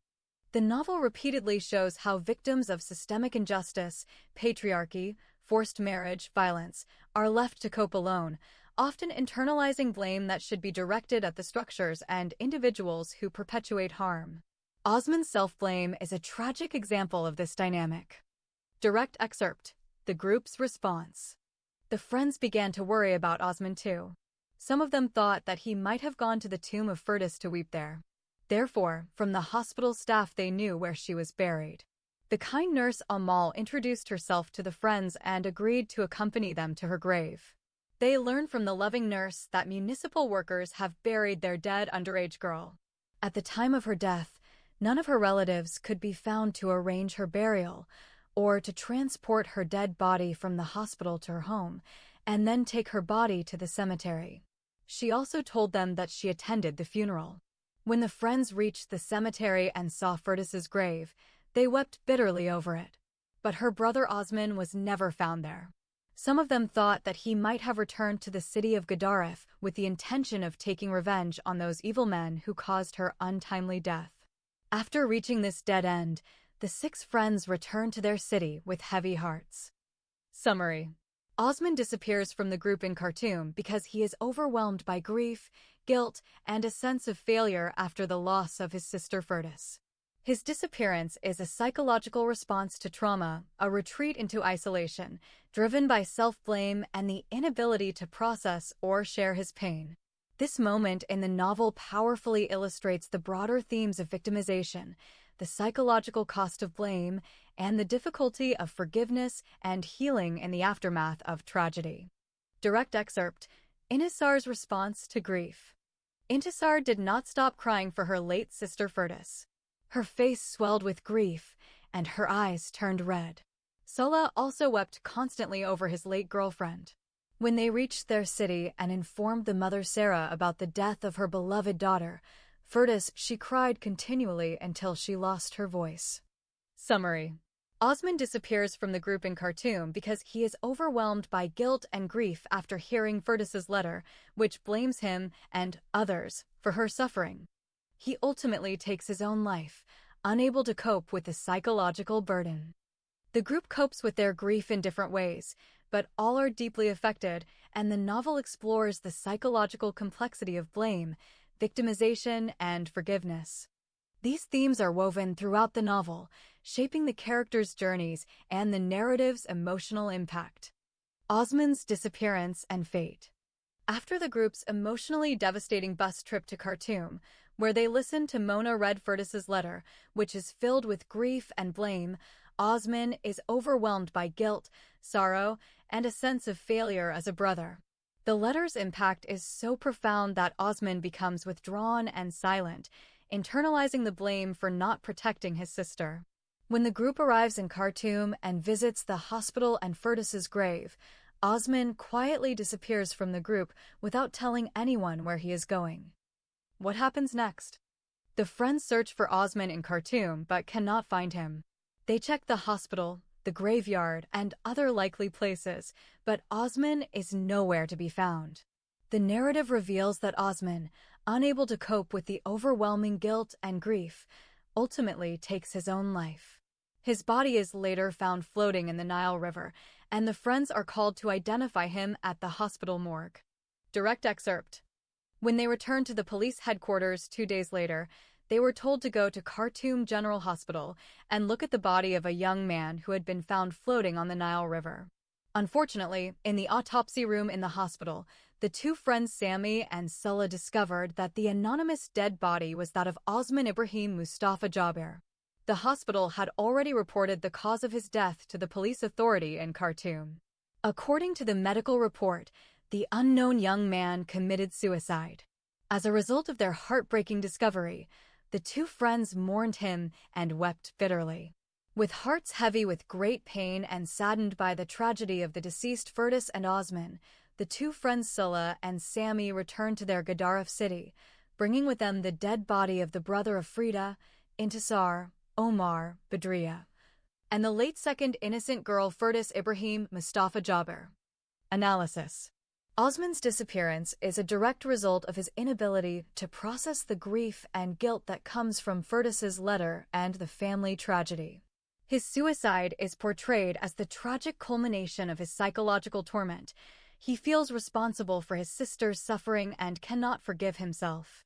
The novel uses Osman's fate to highlight the devastating psychological effects of blame, unresolved grief, and the failure of familial and social support systems in the face of trauma. The group's response to Osman's death. After Osman disappears from the group in Khartoum, the friends, Intisar, Sammy, Scylla, Mona, Badriya, and Walid Hamza are already in a state of profound grief following the reading of Furtis's letter. When they learn of Osman's suicide, their grief deepens into a collective sense of guilt, helplessness, and existential despair.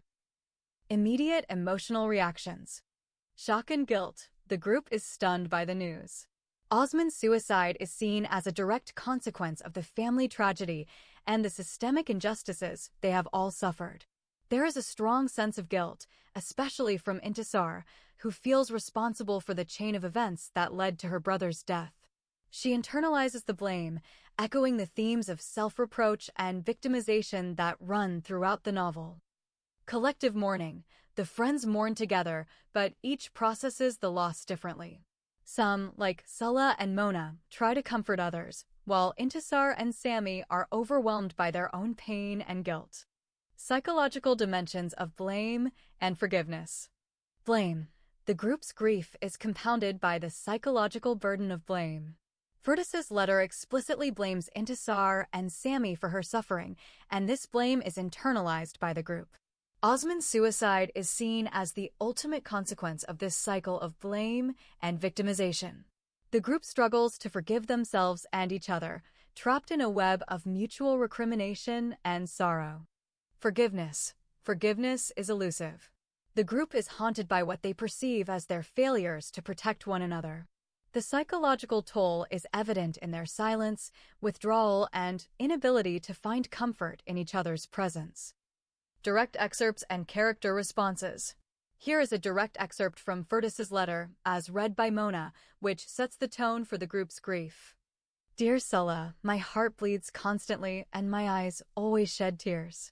I did nothing to deserve this cruel torture and punishment. Due to the constant torture of my body by the demonic old man and his evil servant, I was sick for several days. He was supposed to take me to the hospital right away. Instead, he kept me in his house for several days until my condition became serious. Finally, I was sent to Khartoum General Hospital. I was in the intensive care unit for several days. I am now in the women's general ward. My health is still deteriorating and bad. I have lost a lot of weight during this difficult time of kidnapping, rape, torture, and imprisonment. I know I will die soon. Last night 2 doctors spoke in English, and I understood from their words that they had given up any hope of keeping me alive. After the letter is read, the group is described as being paralyzed by grief, with Intisar and Osman in particular blaming themselves and each other. Osman's disappearance is foreshadowed by his silence and withdrawal during the bus trip to Khartoum, and his eventual suicide is the culmination of his inability to cope with the overwhelming sense of loss and responsibility. Aftermath and coping. Silence and withdrawal. After Osman's death, the group becomes even more withdrawn. They're unable to talk about their feelings, and their grief becomes a silent burden that each carries alone.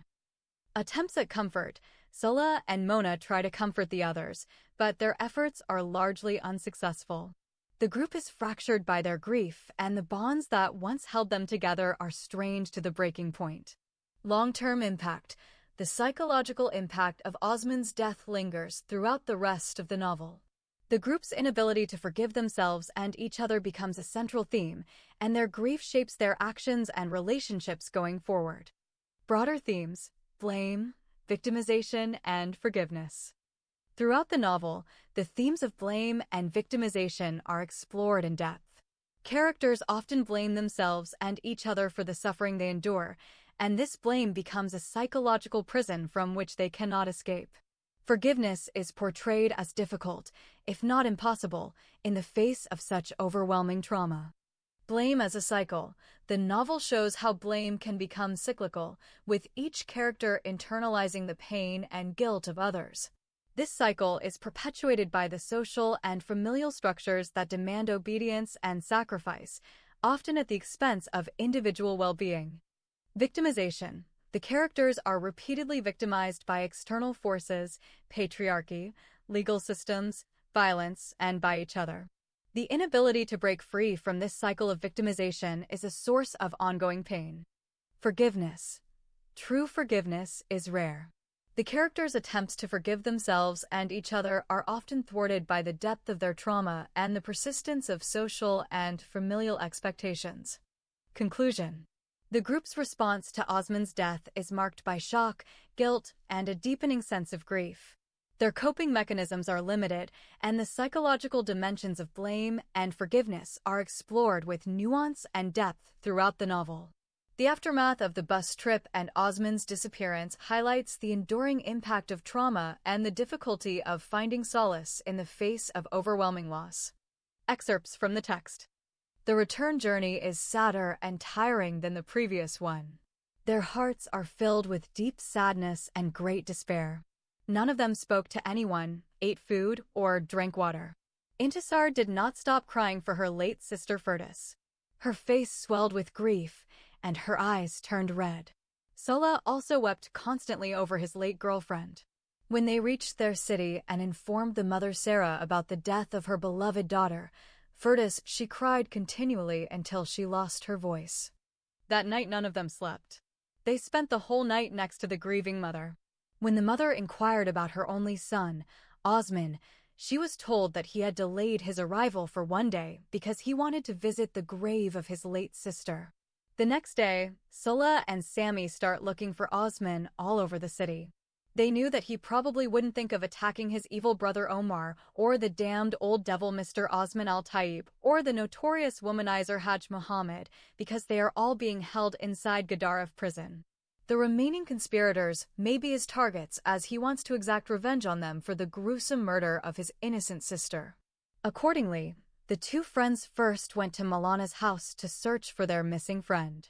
When they reached his home, the evil religious leader did not allow them to enter his alleged holy abode and threatened to call the police if they refused to go.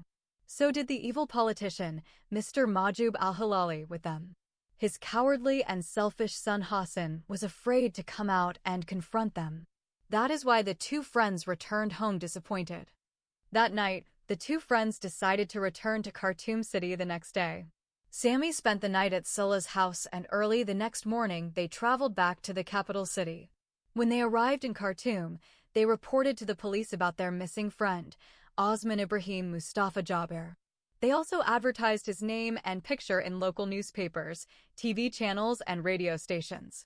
Meanwhile, they searched for him everywhere, but all their efforts were in vain. When they returned to the police headquarters 2 days later, they were told to go to Khartoum General Hospital and look at the body of a young man who had been found floating on the Nile River. Unfortunately, in the autopsy room in the hospital, the two friends Sammy and Sulla discovered that the anonymous dead body was that of Osman Ibrahim Mustafa Jaber. The hospital had already reported the cause of his death to the police authority in Khartoum. According to the medical report, the unknown young man committed suicide. As a result of their heartbreaking discovery, the two friends mourned him and wept bitterly.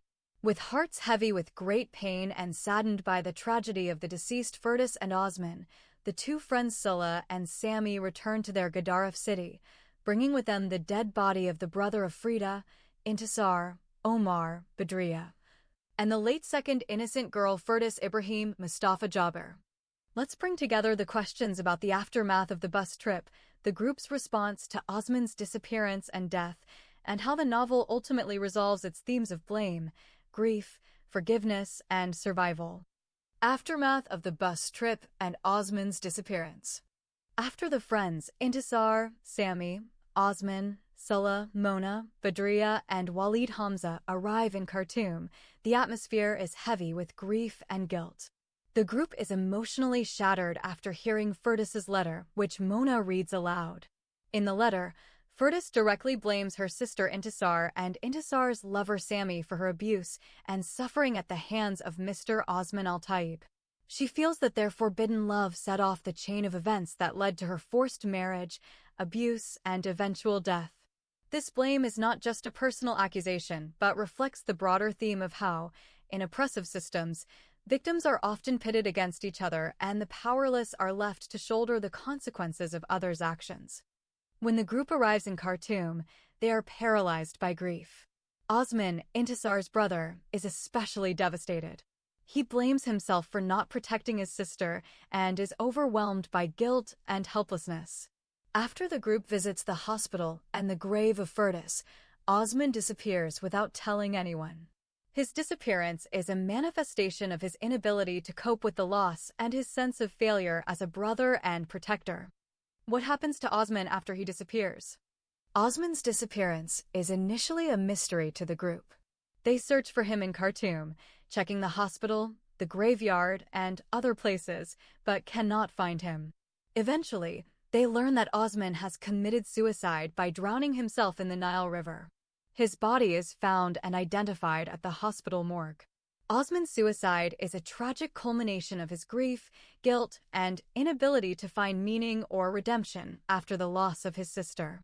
The narrative presents his death as both a personal tragedy and a symbol of the destructive power of patriarchal and oppressive systems that leave individuals feeling powerless and alone. The group's response to Osman's death. The group is devastated by Osman's death. Each member reacts differently, but all are united in their grief and sense of loss. Intisar is racked with guilt, feeling responsible for both Firdaus's and Osman's deaths.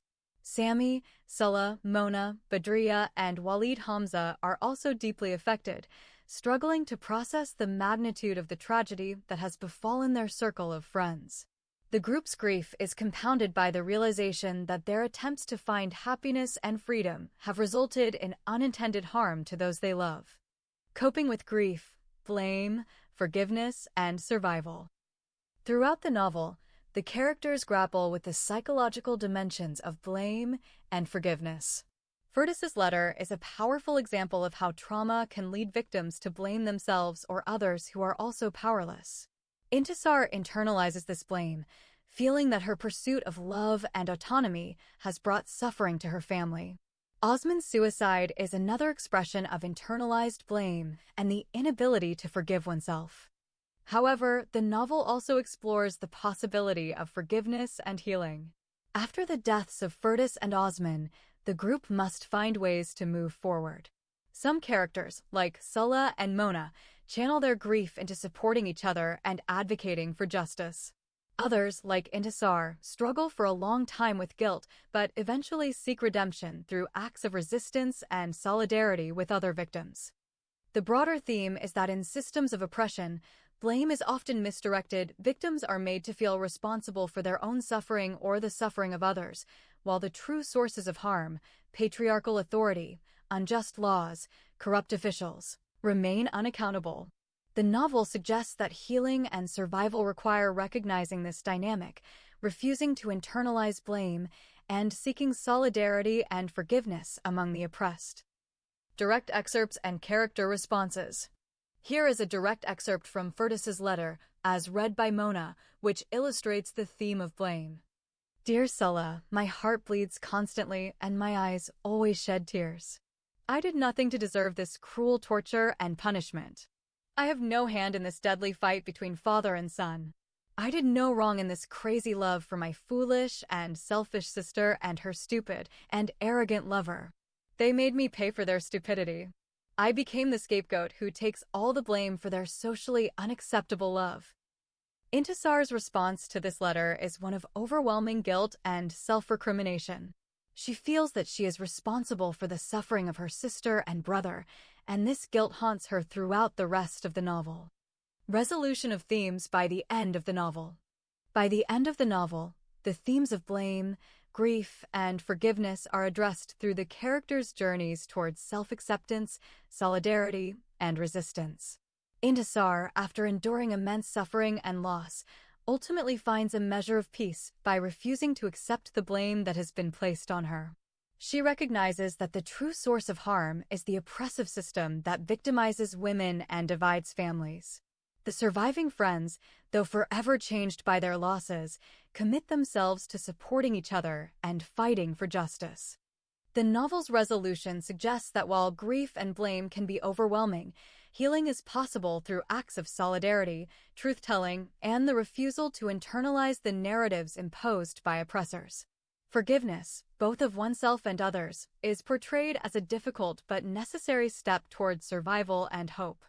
In summary, the aftermath of the bus trip is marked by profound grief, blame, and loss. Osmond's disappearance and suicide deepen the group's trauma, but also force them to confront the true sources of their suffering. Through direct excerpts and analysis, the novel shows how blame can be misdirected in systems of oppression and how forgiveness and solidarity are essential for healing. By the end, the surviving characters begin to find hope not by forgetting the past, but by refusing to accept unjust blame and by supporting each other in the ongoing struggle for dignity and justice.